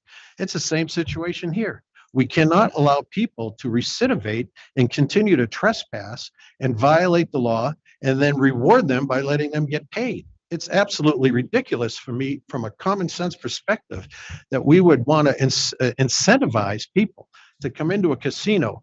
The problem can be solved very, very simply, really fast. Create a reg so you can't do it, and you don't get to keep your money that you lost. I guarantee you they would not come into that casino ever again. All you got to do is say, you come in and you play, and if you lose, you lose. And if you win a jackpot, you're not going to get paid. There's absolutely nothing wrong with that. It's completely legal, because the gaming authority can do pretty much through a regulation whatever it wants within certain legal parameters. So with regard to a contract, I go back to law school 101. You need an offer, you need an acceptance, and you need consideration. If someone has been trespassed, there's no meeting of the minds. You don't have a contract. You've already told that person, I don't want a contract with you. I don't want to give you the opportunity to come in and risk your money and win a jackpot. You're out of here for good until we change our mind and let you in, and then we can have a contract. But until that time comes, you don't have a contract. You don't have a meeting of the minds. That's one of the essential elements, contracts 101. You have to have an offer, acceptance, and consideration. When you trespass someone, you're telling them flat out, I don't want a contract with you. I don't want your business. Get out of here. So and then the policy was another issue that came up. This policy must have come around maybe 30 years ago, I guess, because the previous chair, one of the previous chairs, A.G. Burnett, never even heard about it. He was here for about 8 years. And that was like maybe 5 years ago so maybe 13 years ago. So it had to be older than 13, 15, 20 years. Well, policies back in the day in the casino industry, when I was a dealer, I dealt blackjack, I dealt craps. Women couldn't deal craps. That was the policy. You couldn't deal craps. You couldn't deal baccarat. It was males only. That was the policy of the gaming industry as a whole. Well, that policy changed, thank God, and eventually it had to change due to the law. So policies come and policies go. Some policies are good, and we should respect and honor them. Some policies are outdated. This policy is certainly outdated. I don't know who came up with it or what the rationale was for it, but it makes absolutely no sense at all. You're going to reward someone and incentivize them by paying them when they hit a jackpot. How are you going to stop someone when they're wearing masks? Because of COVID, they're still wearing masks, or a hat and sunglasses. You could have somebody at every door, which would cost you a fortune, but that's not practical. Why do we want to shift the burden of proof to the casinos when easily, we could solve that problem by creating a reg, just like we have a statute that says if you're under 21, you can't gamble, period. If you're in the black book, we should add a reg or a statute to that effect as well. The whole issue comes down, as Todd Fasullo said, whether the industry, the casino knows. It's a knowing. You have to have the element of scienter, knowledge. If you know that person is in the black book and you allow them to come in, that's an unsuitable method of operation. You'll be fined. If you know someone's been trespassed and you let them gamble because maybe they're losing and you say, well, let him keep playing, he's losing, you're in trouble. The casino is. But you have to have that element of scienter, of knowledge, that that person has been trespassed or has been in the black book, and you're continuing to allow them to perpetuate that illegal activity. So if, be warned, casinos be warned. If you have knowledge that someone's been trespassed, take action immediately. And the other issue was, it's the whole concept of broken windows. Back in New York City, before Giuliani became the mayor, there was a policy that, well, we're not going to prosecute little petty crimes like people who want to harass people on the street and beg for money and maybe pickpocket, maybe wash windows on a car that the person doesn't want the window to be washed. Various little petty theft, misdemeanor crimes. We're not going to really prosecute those. Well, what happened there? The crimes escalated, and they graduated from misdemeanors to possibly felonies. So Giuliani comes in. He says, no, we're going to prosecute broken window crimes, little petty misdemeanor crimes. And what do you know? The whole crime rate went down. So it's the same thing here. We're not going to be sending out a policy to the industry and to the world that it's okay if you're a trespasser, you can come into our casinos, and if you win a jackpot, we're going to pay you. I mean, just think about that for a second. That's ludicrous. The whole concept, the whole sound of it is nuts. If you win a jackpot, even though you snuck in illegally, wearing a mask, or however you can get past our security people, if you hit that jackpot, we're going to pay you. Well, you're just inviting more recidivism. More people will come in, and more trespassers will come in. Why shouldn't they? What do they have to lose? They have absolutely nothing to lose. And I'm not about to try to shift the burden to the DA's office or the police department. It's our responsibility right here, create a regulation down the road. And I've asked the Deputy Chief Soames, Mike Soames, to create a reg, and he gave me two of them. One says the casinos may pay, And the other option is the casino shall not pay. And it's up to the industry. I'd like to hear from the industry down the road as to which regulation you would prefer. My preference, you shall not pay. Make it clear, bright line test. You come in, you gamble, you've already been trespassed, you're on notice, you're warned. You lose, you lose. If you win, you lose. I guarantee you that'll solve the problem just like that. Thank you. Thank you, Judge. Chief Torgerson or anybody in enforcement, having heard this conversation, is there anything you want to add about looking down the road if the unwritten policy became a written policy? What does it do 6 months, 6 years from now? I think it's a really great discussion, and I'm so happy that we had the opportunity to have that today with all of you. Mr. Tomaso and I and others have been having this discussion for about 11 months now, so it is so great that we have everybody at the table.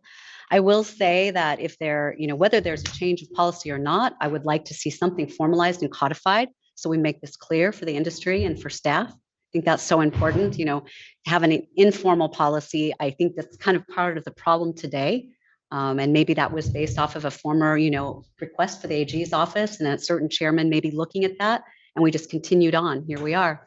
With that also being said, I think if something's deemed legal for change, that's great. I think it needs to be transparent for all parties, all the way through. So if a change was to be made, I think that individuals who are trespassed off the property, I think they need to be advised of that within the written admonishment. And I also have a concern as far as how that will affect us down the road, whether there would be any litigation. Hopefully that would be civil litigation, not something that the board would have to step into because of our regulation that we've formalized. I also have concerns about hearing examiners and staff and the impact that it may have on them in the future. But those are just some of my thoughts, and I'm really open to more discussion. Yeah, I would say too that first of all, I mentioned earlier, former white-collar crime prosecutor from the Attorney General's office, so do consider myself, as I mentioned, law and order. I don't want to do anything that encourages criminal behavior, and I generally want to do anything that discourages criminal behavior. I would be remiss, though, without saying that I'm concerned about the number of hearing officer patron dispute appeals. Not a function for the industry to worry about, except you're going to have to go with me hand in hand to the legislature and say, we need more hearing officers. Right now, our hearing are behind. We're backed up very heavily right now because the legislature didn't see fit for giving us an administrative law judge. So we have Miss Augusta Massey, who is here as our hearings officer in Southern Nevada, and we have a part-time hearing officer up in Northern Nevada, and that's simply not enough to handle all the gaming employee appeals and patron dispute appeals. So again, doesn't matter on this decision, but it does knock over a couple dominoes, which will create more work in the patron dispute area, which just causes the industry to have slower answers on their gaming employees and slower answers on patron disputes, as well as obviously the patrons and the employees themselves have longer time to wait to get those decisions. So with that, I would encourage anybody else who wants to talk about this topic, please step up. Otherwise, I want to take a few-minute break after this, and we'll come back with any other topics today. Chair, I did have another question for please. Mr. Tomaso. With regard to individuals who are trespassed specifically for fraudulent acts in relationship to gaming, are you aware of whether these particular individuals, and I'm just asking for your insight or anecdotal evidence, whether these particular individuals are committing other crimes as well? Could you give me an example, Doctor? You mean if they were arrested for capping a bet, a gaming violation, or they were charged with capping a bet? You're saying if they commit a gaming violation? If they're trespassed for, yes, violations of in relationship to gaming, are these individuals committing other crimes when they come back on property that aren't related to gaming? I wouldn't know. I would say they. Okay. I wouldn't know the answer to that, Doctor, if they're committing other than the gaming violation. Did you want to come up and speak? I see someone in the back nodding their head.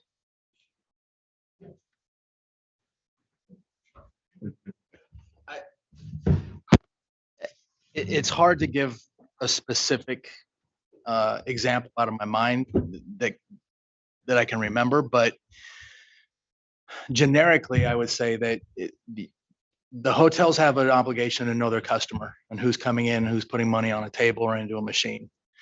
Normally, when you have a gaming cheat, somebody that commits some type of gaming violation, I have seen in the past where those people have other criminal behavior in their background that got them to the gaming table to begin with, whether it was fraudulent activities to get money that they're using to gamble or money laundering issues or whatever the case may be. That might have been what got them trespassed to begin with as well. So to say that it's widespread, I can't say that. Can you say that there are probably other criminal behaviors going on that exist, that people that commit a fraudulent act in the casino? I would say yes, that there are. But to put your finger exactly on it and give you a specific example, I can't pull one out of my head right now. Okay, and I just asked because I think this goes to the broader question of what the assistant DA was speaking to as well about crime more generally within the resort corridor, and whether that's actually related to these, whether that has the actual nexus to gaming that we would like to see as we propose regulations and things of that sort. I would like to just comment on something that Judge said. And, you know, I put on my law enforcement hat from my past career, and, you know, there are laws that are specifically established to prevent police officers from engaging in certain types of behavior that violate constitutional law or even state law in their investigations. And when they do violate those laws, you have fruits of the poisonous tree. That is a deterrent for the police to not do and engage in certain types of behavior to protect the rights of a citizen.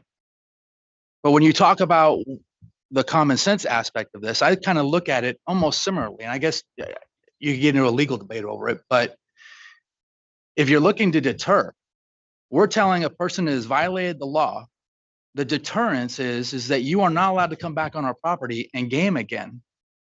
But we say, but if you do and you hit a jackpot, we're going to allow you to do it. So when you compare that to what a police officer does with fruits of the poisonous tree, what's kind of the difference? There's no deterrent. But as a police officer, I have a huge deterrent not to violate somebody's constitutional rights or break the law and engage in that behavior, and potentially a criminal, a serious criminal, goes free because you have a violation of constitutional rights. So the difference, I don't see one. You broke the law, you were trespassed, you're not allowed back on property. Why would we ever reward you for breaking that law again? The concept itself is what I'm looking at, is almost the same, much grander scale, I get it. But the concept is somewhat the same. So that it made me think of that when you were talking about that.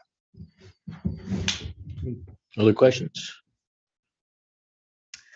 No, I'll say that I am interested in the legal analysis portion, and I know we're not going to resolve this here today, but in whether, you know, there's actually a contract and whether that contract would be considered rescinded or the breach thereof waived based on any action or lack thereof of the licensee.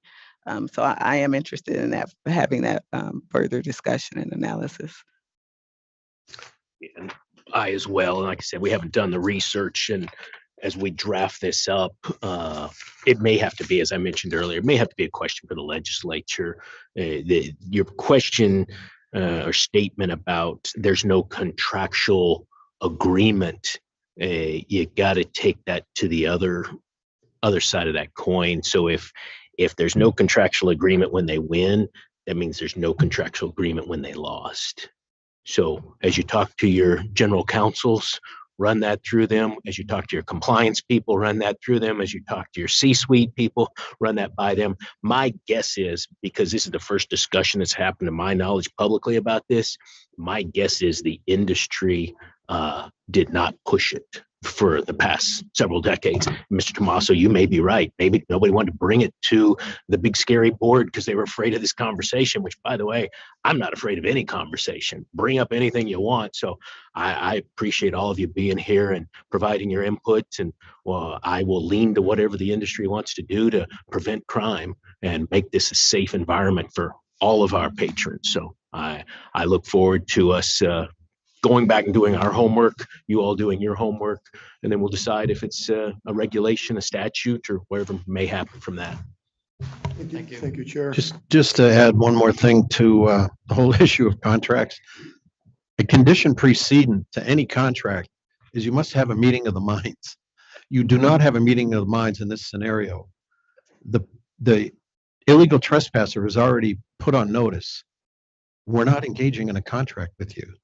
So in order to have a contract, you have that condition precedent that I make an offer, you accept.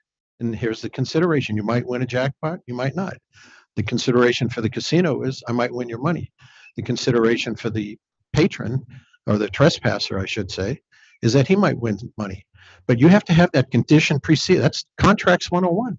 So when you talk to your C-suite people and your lawyers, it's been a long time since they were in law school. You might want to remind them to look back in torts and contracts and Prosser on contracts and remind them that you have to have a condition precedent, a meeting of the minds. You do not have a meeting of the minds in this scenario. As a matter of fact, you have just the opposite. The trespasser has already been told, we're not going to contract with you anymore. We don't want you to come in here and gamble.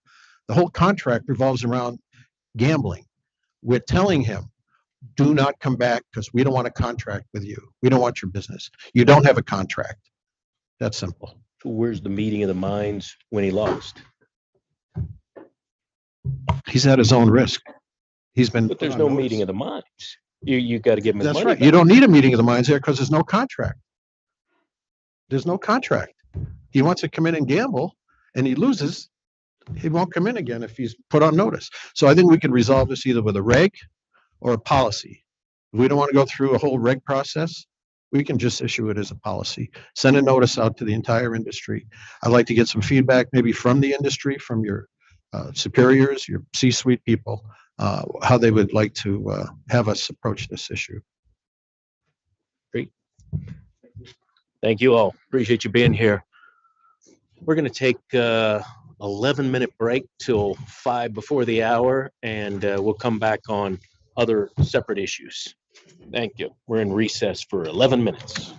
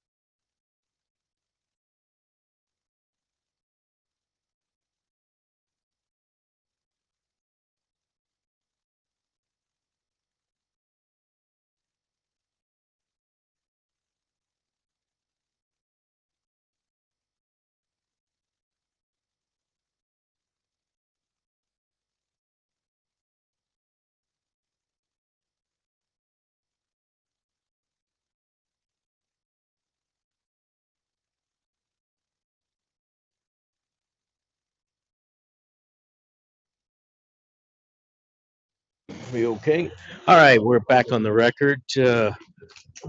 Thank you for that quick break. Let's talk about if anybody wants to bring up issues other than we've already talked about today. Yes, please. How are you today? Great. Good. Good to So see excited you. to be here. Wonderful. First time ever. Wonderful. Good to see you. For the record, my name is Alyssa Nave, Navealisa, and I am outside counsel to the Entertainment Software Association. I'm proud to be here, Chair Hendricks and members of the board. I want to start by thanking you for being so accessible, and for especially your chief and deputy chief for being accessible and open in this conversation. I'm here today to speak on the proposed regulation that is actually before the commission.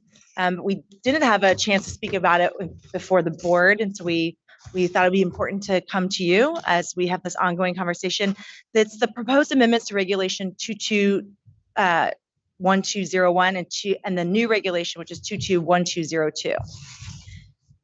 We've, as I said, had several conversations with members of the staff, and we're very appreciative. We have a few concerns, some of which we just really want to put on the record and to seek some general clarity, one of which we believe that might be actionable, and we were hoping that the board would support a change at the commission tomorrow. First, on the ones that we're really seeking to put a pin in it, to have an ongoing conversation, also to perhaps seek clarity on the record from the chief or the deputy chief. The first is, of course, the first change is that there's an amendment to add esports to 22.1201. There was some confusion from the Entertainment Software Association's perspective that this may create a dual track of addition, whether or not esports would someone be able to access the other events reg as it currently exists, and or seek regulation under 22.1202. And I think, and speaking with the deputy chief, we just are looking for clarification that there is not a dual track, and that it is specific. All esports are governed specifically by the new proposed regulation. That's the first clarification we're seeking. In addition, and I don't know if you want me to stop now.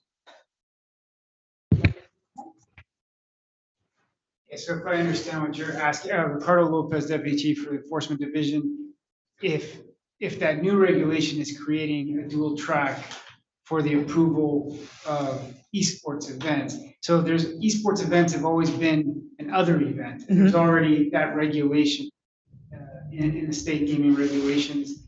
The esports events would all fall under this new regulation. There wouldn't be a dual track. They would all fall under this new regulation. We would still have the other event for other events, not esports. So does that make sense? That makes great sense. Thank you. That's what we're looking for. I just want to ask for a bit of clarification. And when you ask this question, are you referring to the sanctioning list as the other track? No, I was yes, I was referring to the sanctioning list as the other track. So with that clarification, does your answer change?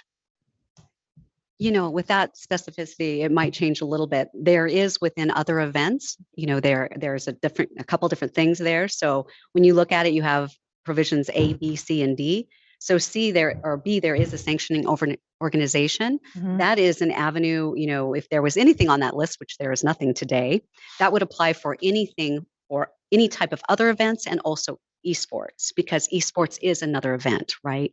So when we're looking at subsection D, that is clarification that esports is deemed to be another event, but it is specific and has its own rules within that subsection. Okay, that's helpful. Thank you very much. I think that's correct. And just reading it into the record, and I'm reading the board recommended regulations, which were voted on in January. A book may only accept wagers on esports events if it complies with section 22.1202, or if the event operator of an esports event is included on the list of sanctioning organizations. So for me, in my mind, that creates two ways in order for a book to accept wagers on esports events. Member Watkins, yes, I agree. The way I took the question was if they could also go under the other events And no, it's not that the other existing other events, it wouldn't go through that, but it would go under the new one, which does have a dual track and if an organization was on the sanction. So yeah, hopefully that makes sense. You both make sense. Okay, great. Very helpful. I Yeah. think the folks watching right now, that was very helpful for them. Yeah, and I probably should be really clear for the record here. This being a workshop, we cannot deliberate, we cannot debate, we cannot make any decisions. This is pure discussion.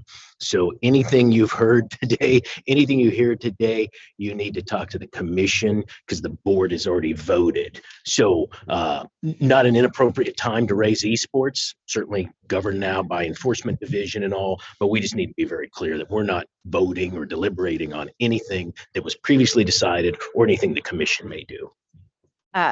Thank you, Chair Hendricks. And we understand that also, we also understand that the board has already contemplated these issues and has passed them on to the commission. However, we believe that some of as drafted, the regulations leave open things that should be considered by the board in the future. And we feel like it's important to have this conversation now as we begin. Absolutely, absolutely, completely. This could be a conversation that's a future amendment that comes before the board. But if it's a question for the commission, you're certainly welcome to show up at the commission meeting tomorrow and get their clarification before they vote to adopt any regulation.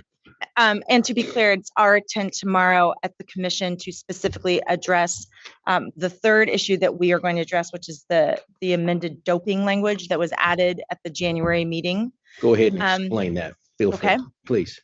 Let me shift to that one. So the major issue that we'd like to address is the inclusion of changes to section 3D2 in the proposed reg, and specifically the additions of 3D2(1) or I and II. We believe that this addition raises both procedural and substantive concerns. Procedurally, during a special meeting on January 25th, as you know, you recommended, among other things, the addition of new language, which commences at comma including. This language was added after the ETEC recommendations were put forward on December 2nd, 2022, and dramatically, in our viewpoint, expanded the previously recommended regulation that was first drafted on October 10th, 2022. Substantively, we think that the addition of the language, which is both very broad and vague with regard to code of conduct encompassing doping, creates a number of problems for the industry in general that were unintended. Esports competitions are growing and evolving at a phenomenal rate. While there are many integrity standards currently in place at sanctioned events, there still exists a series of complicated questions that are not yet settled with regard to the esports. The proposed language is unworkably vague and ambiguous, as even reasonable experts in anti-doping programs may disagree about what it means to implement an effective program to deter doping. And while the video game industry has a vested interest in ensuring integrity in the gameplay, the requirement that a sportsbook not accept wagers on esports events unless it can be shown to have an effective program to deter doping is in place will have the effect of making more esports tournaments ineligible for wagering, as we believe was not intended by the addition. We want to be clear that the industry cares deeply about the health and safety of the players and believes that and is pursuing various avenues for addressing any kind of doping issues associated with esports, but believes that the addition of the language is unnecessarily prohibitive. And if you remove the language that was added at the GC, or if the commission were to move the language that was added by the GCB, we still believe and would be committed to obviously pursuing anti-doping programs industry-wide. And so we have concern about this new language. We feel like it wasn't fully contemplated by the ETAC. As you know, we have representation on the ETAC. We think if this is something that we do want to contemplate, we'd be more appropriately started at that level with industry participation and then proceed forward. However, even as esports is evolving as an industry in its nascent state, many of the companies have yet to grapple about how to implement an effective doping program now. So, thank you for that, Ms. Nave. I personally wasn't here during the ETAC meetings or the board's vote, so got a couple of questions for you. Was doping, to your knowledge, raised during the ETAC meetings? To my knowledge, I also wasn't monitoring those. Got it. To my knowledge, this was not a conversation that was raised or Gotcha. contemplated during the ETAC. Okay, so then this amendment, if I understand you correctly, D2 new little Romanet 1 was added at the board meeting when this was recommended to the commission in January. Is that your understanding? That is correct. Gotcha. And Member Watkins, I'll let you either jump in again without deliberating, voting, doing anything. You can do that today or tomorrow, but I appreciate that, Ms. Nave, for you explaining that to me. That helps me understand it a little better. And again, you talking to the commission tomorrow. I mean, what you just presented makes perfect sense to me. I'm not opining at all on anything today because I can't. We understand. Yeah, I'd be happy to jump in. This issue was also brought to my attention after the January board meeting.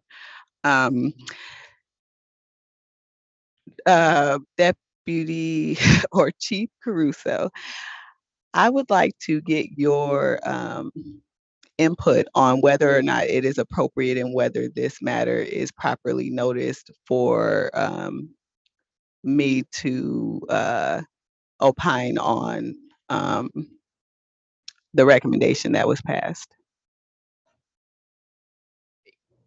I'm not sure I understand the question. You're asking if you can have a discussion today about ETAC matters? And my opinion as we move forward with the recommendation and any suggestions Yes, I might have. Okay. it's appropriate. Okay. So,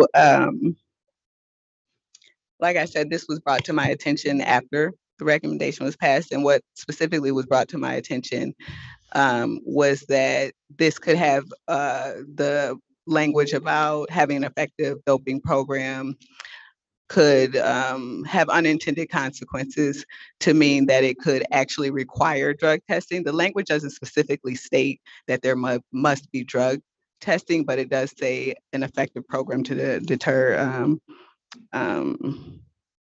what's doping. And so I think the language is ambiguous, not only in the effective program language, but also in the doping, because we don't particularly define doping. And I would ask you, is there a generally accepted definition of doping? In the esports industry? No. Yes. Okay. So it could mean, stimulants. It could mean what are the various?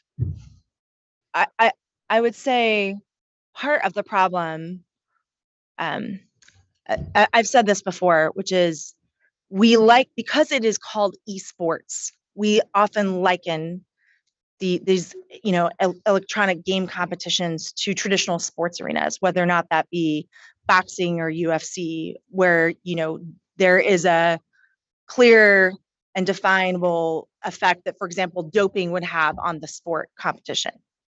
That is, while they are called esports, it is not the same. So, for example, one of the a drug that could be, or a pharmaceutical that could be abused is Adderall, which is also a pharmaceutical that is often taken by people in appropriate situations. How is it for a video game regulator to assess whether or not the appropriate amount of Adderall has been taken and whether or not that constitutes doping in an esports context? Right. So as folks focus on the health and safety of the players, which is of the utmost importance to the games and to all the surrounding industry, they're still trying to understand what does that mean in terms of regulating doping in the esports context. And that's still a conversation that it's greatly unsettled to my understanding. So if I'm gathering you, what you're saying correctly is that there's really just no generally accepted definition of doping within the esports community? Not to my knowledge currently. Be correct. Okay. And so because that was my understanding as well. I think that that terminology could be, ambiguous as written. And I also think that the effective program language could also be ambiguous as written, and it could be taken to mean that we require drug testing. So from that, I would also ask, it's my understanding that there's also only one league or maybe just a few leagues who actually implement drug testing programs. Would that be accurate? That is accurate. Okay. And from my perspective, we don't want to create additional barriers for esports wagering to increase in volume. Our goal is to, I think it's in line with our general policy, as set out by the Gaming Control Act, is to support the growth of gaming. And I think that's to include esports. And we don't want to create those barriers to entry. And to only allow for a few, in effect, to only allow for a few leagues to operate or to host tournaments that can be betted on by our licensees would be problematic for our growth, our support and growth of the esports wagering industry. So there you have it. All very helpful. Very helpful. We agree entirely. Yeah, please, Judge. So for the integrity of your sport and for our concerns here to protect the gaming public, doping to me means violating by using a number one, illegal substance. Two, you should have a list of banned substances, maybe including Adderall, maybe not, I don't know. And then you should have a mechanism in there for limits. How much Adderall, how much caffeine? Because if someone's using a lot of caffeine, they're going to have a competitive advantage when they're sitting there, for 5 hours when the other guy's passing out. So you have to have a set of drugs that you consider to be maybe not necessarily illegal, but banned for having a competitive advantage. And then you have to have some mechanism of testing that involves drug testing. And it's similar to the UFC, which I'm sure you can speak about that. They had the same problem there with, swimming in the Olympics and other sports, UFC. You just have to police your own industry to a certain extent in order for the Gaming Commission and the Gaming Board to be able to regulate it from a betting perspective.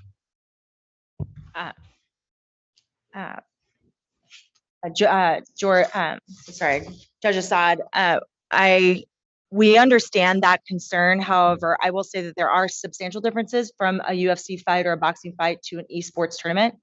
For example, an esports tournament isn't all located in one area. So there might be participants worldwide at the time. So you can understand the economic barriers if you were to, for example, mandate drug testing on those tournaments. It's one of the challenges that the industry as a whole is struggling with as to how to ensure the integrity of the game, which is the number one priority for all game makers, because without integrity, the games are not successful. While also balancing the health and safety, understanding that is logistically not a traditional sport that occurs inside one arena in one area. Yeah, no, I understand that. I don't know how you would get around that dilemma that you just posed, but I mean, they have to, you have to admit that if someone's using quite a bit of caffeine, because that's legal, but it's certainly going to give you a stimulating advantage, keep you up longer. Then some of these games go on for hours, don't they? Competitions? They do, but just like you wouldn't test for caffeine in a boxing match or a UFC fight. Well, you might. I don't know. I mean, UFC, maybe they test for some other stimulating drug. But you can see why that would then deter folks from wanting to actually have events in Nevada if that is a requirement in Nevada to do that only in Nevada.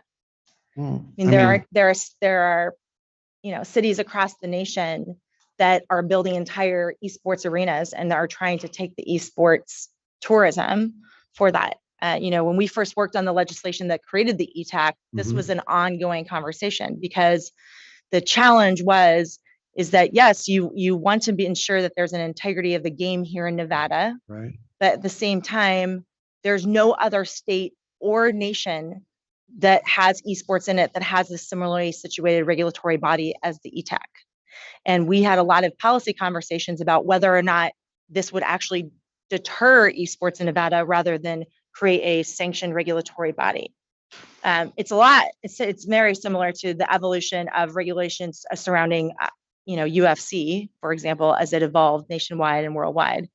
But it was a very real fear that when you created the ETAC, that then you would take regulations that created such a strangling regulatory environment that it actually discouraged the sport in the state. Well, I'm usually in favor of less regulations across the board, within limits, of course. But so you're saying that your sport does not do any drug testing? Currently, right now, there is no governing. It is again, it's very dissimilar to a traditional sporting environment, but Mhm. there's no regulatory body enforcing drug testing over esports at this time. That is not to say that there is not a very protracted industry conversation regarding the role of doping inside esports and how they can develop an effective tool. The problem is that they haven't reached that point in the industry, and so they're still struggling. We believe that with the amendment we would like to see made at the commission tomorrow, that this still requires the industry to work towards that progressive goal of understanding the role of pharmaceuticals, or and caffeine's not a pharmaceutical, or other effects on the effective play. Mhm. But when you say you have an effective integrity standards in place, that would be included in integrity standards. Mhm. Taking it one step further to include, the terms of doping or an effective program for doping when there's no such model will be ambiguous and probably burdensome. And Mhm. therefore, folks will choose other venues to Mhm. bring the esports competitions to. That's our concern. So we think that you don't deter a truly meaningful conversation about the integrity of esports associated with doping Mhm. by removing this. But what you do is ensure that you maintain the mission of trying to bring such competitions to Nevada, and under the regulatory authority of the GCB. Well, let me ask you, if you're a bettor, you're going to bet on a particular contestant in an e-sport competition? Would you feel comfortable betting, maybe not knowing whether or not somebody was using stimulants to gain a competitive advantage? I'm counsel. I can't speak for all of the members of the association, but I will tell you that from what they have told me, that the strength and the formidability and the profitability of their games is directly correlated to the integrity of the game, and integrity would be dependent on whether or not someone was trying to cheat the system. Mhm. And so they take the integrity of their games incredibly seriously. And so we would feel confident for the folks that would want to wager on a particular game, Mhm. that game would be being competed at the highest level to maintain the integrity of the game, Well, because that's their product. You're betting on the contestant, not the game, right? But the integrity of the game is dependent upon the participation of the gamers themselves. Right. And how do you guarantee that if you're not drug testing? They do not feel that there is an ongoing conversation in the industry for it. But I mean, if you were to require, caffeine is a perfect example.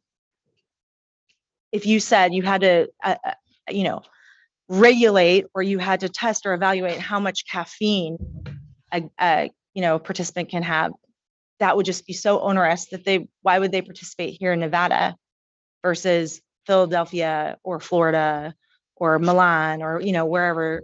It's even broader than that, though. It's not a function of whether or not their event would be in Nevada. It would be that a Nevada sportsbook couldn't take wagers on it, even if it wasn't Philadelphia, correct? That's correct. Right. And can you elaborate for us, I guess, on what is the evidence of, performance enhancing drugs impacting outcomes? I would have to go back to my client, and I can certainly have them submit some materials to the board in general. And to your knowledge, though, I guess just in general, do you have general knowledge of whether there is even evidence that doping enhances abilities in order to affect outcomes? Not to my general knowledge. Okay. And so I guess I would also ask, well, I'll say that from my perspective, the requirement to ensure integrity protects against doping issues. And it's my understanding that the league that does implement drug testing is not necessarily based on any evidence that it's affecting outcomes, but more so on the harm to participants. That is correct. Is that accurate? That is accurate. Okay. And obviously, here in Nevada, our obligation is the strict regulation of gaming, the persons and entities associated with it. So I also want to provide that policy, in addition to being statutorily mandated to support the growth of gaming, we're also statutorily mandated to strictly regulate the gaming industry. So it's important for us that games be conducted with integrity.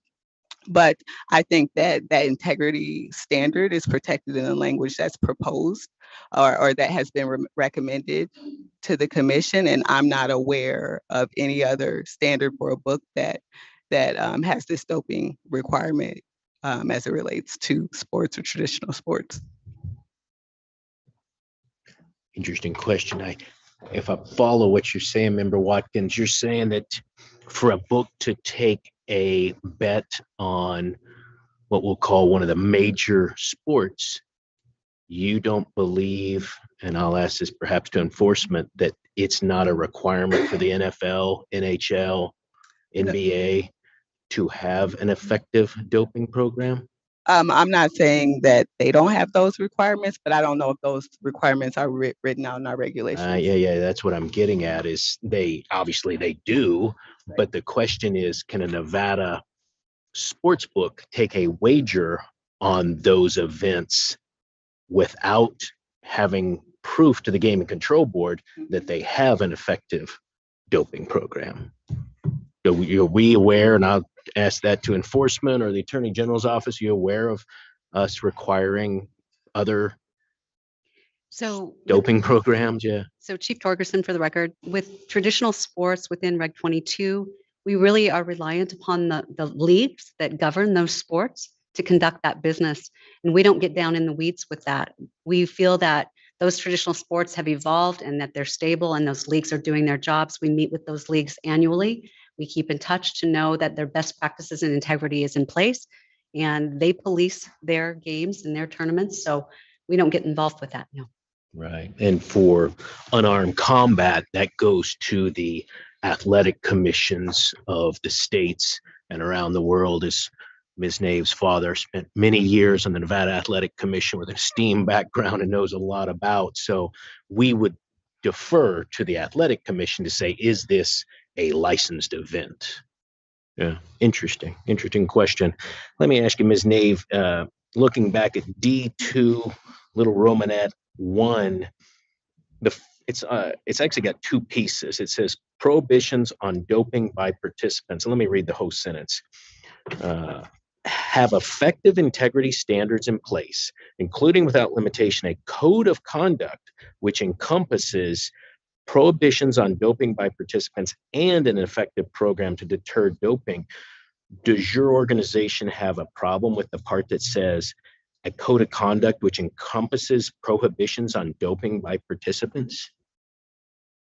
My guess is your code of conduct from your organization and from those members probably already does have prohibitions against doping.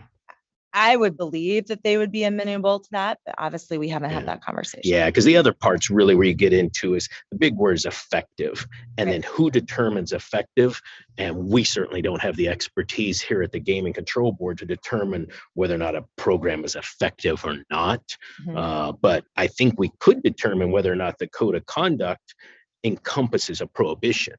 So something for you to think about, nothing I'm That's opining on, but very thoughtful. something you might have a conversation with about the commission tomorrow. Again, I wasn't part of the ETAC discussions or the board discussion. My major concern about esports has always been, are we preventing minors from gambling? Mhm. Minor participants gambling on themselves, gambling on their opponents, which would be very bad, or minors who are enjoying it and then wagering. They wouldn't be wagering with a licensed Nevada book, obviously, but are they wagering illegally? And that's something, if this comes up in a broader discussion again, I'd enjoy discussing with your organization is how are we being sure that minors participating or minors observing these tournaments are not engaged in wagering. We don't want to create young gamblers.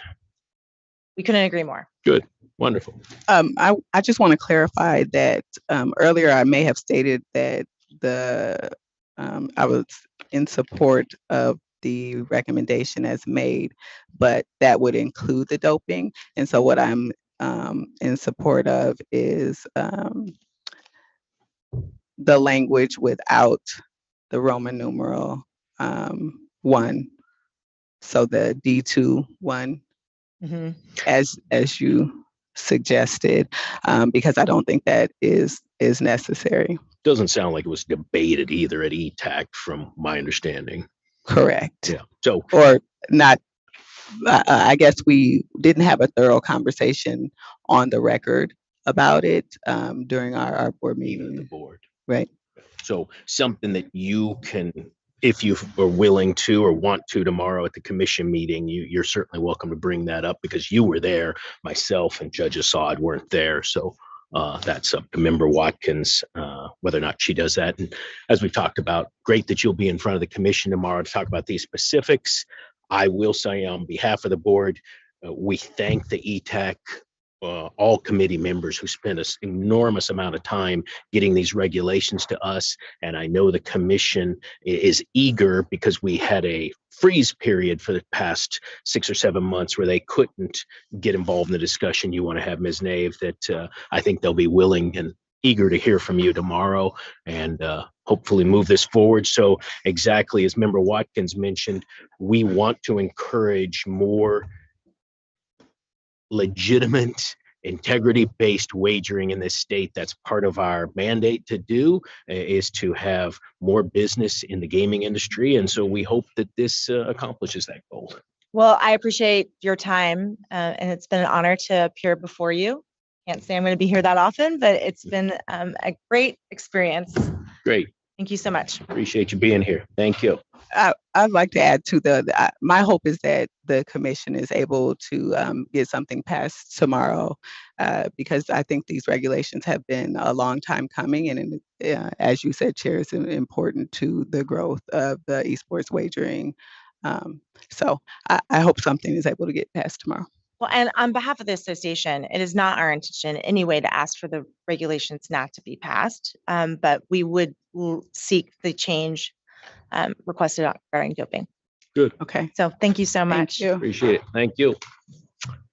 Anybody else here who wants to bring up another topic for within our agenda parameters today? Seeing none. Chief, you or your team want to bring up anything else for this meeting? All good. Attorney General's office? All good. Judge, anything else today? No, thank you. I'm good. Thank you. Okay, Member Watkins? Nothing further from me, Chair. Thank you. All right, then that brings us to our second public comment section. And I'll read this in for the record. This item is placed on the agenda to give the public an opportunity to comment on gaming-related matters. Anyone wishing to address the board may do so at this time. Comments by each person are limited to 3 minutes. It's a reasonable time, place, and manner restriction. If board members ask questions of the speaker, the time limit will not be reduced by the time taken during that 3-minute period when the questions are asked. If speakers have any handouts or written comments, please give them to the agents either in Carson City or here in Las Vegas. Pursuant to Nevada open meeting law, matters brought to the board's attention cannot be acted upon, but we are happy to hear comments from the public as well as fellow board members during this section. Let's first go to Carson City. Is anyone in Carson City wishing to make public comment? Seeing none, coming back here to Las Vegas. Anyone still here today wishing to make public comment? Seeing none, that will close our public comment section. I want to thank everybody for attending in person, sitting with us for the last 2.5 hours or so. Thank you very much. And those watching virtually, thank you as well. That concludes our meeting and we are adjourned. Thank you all.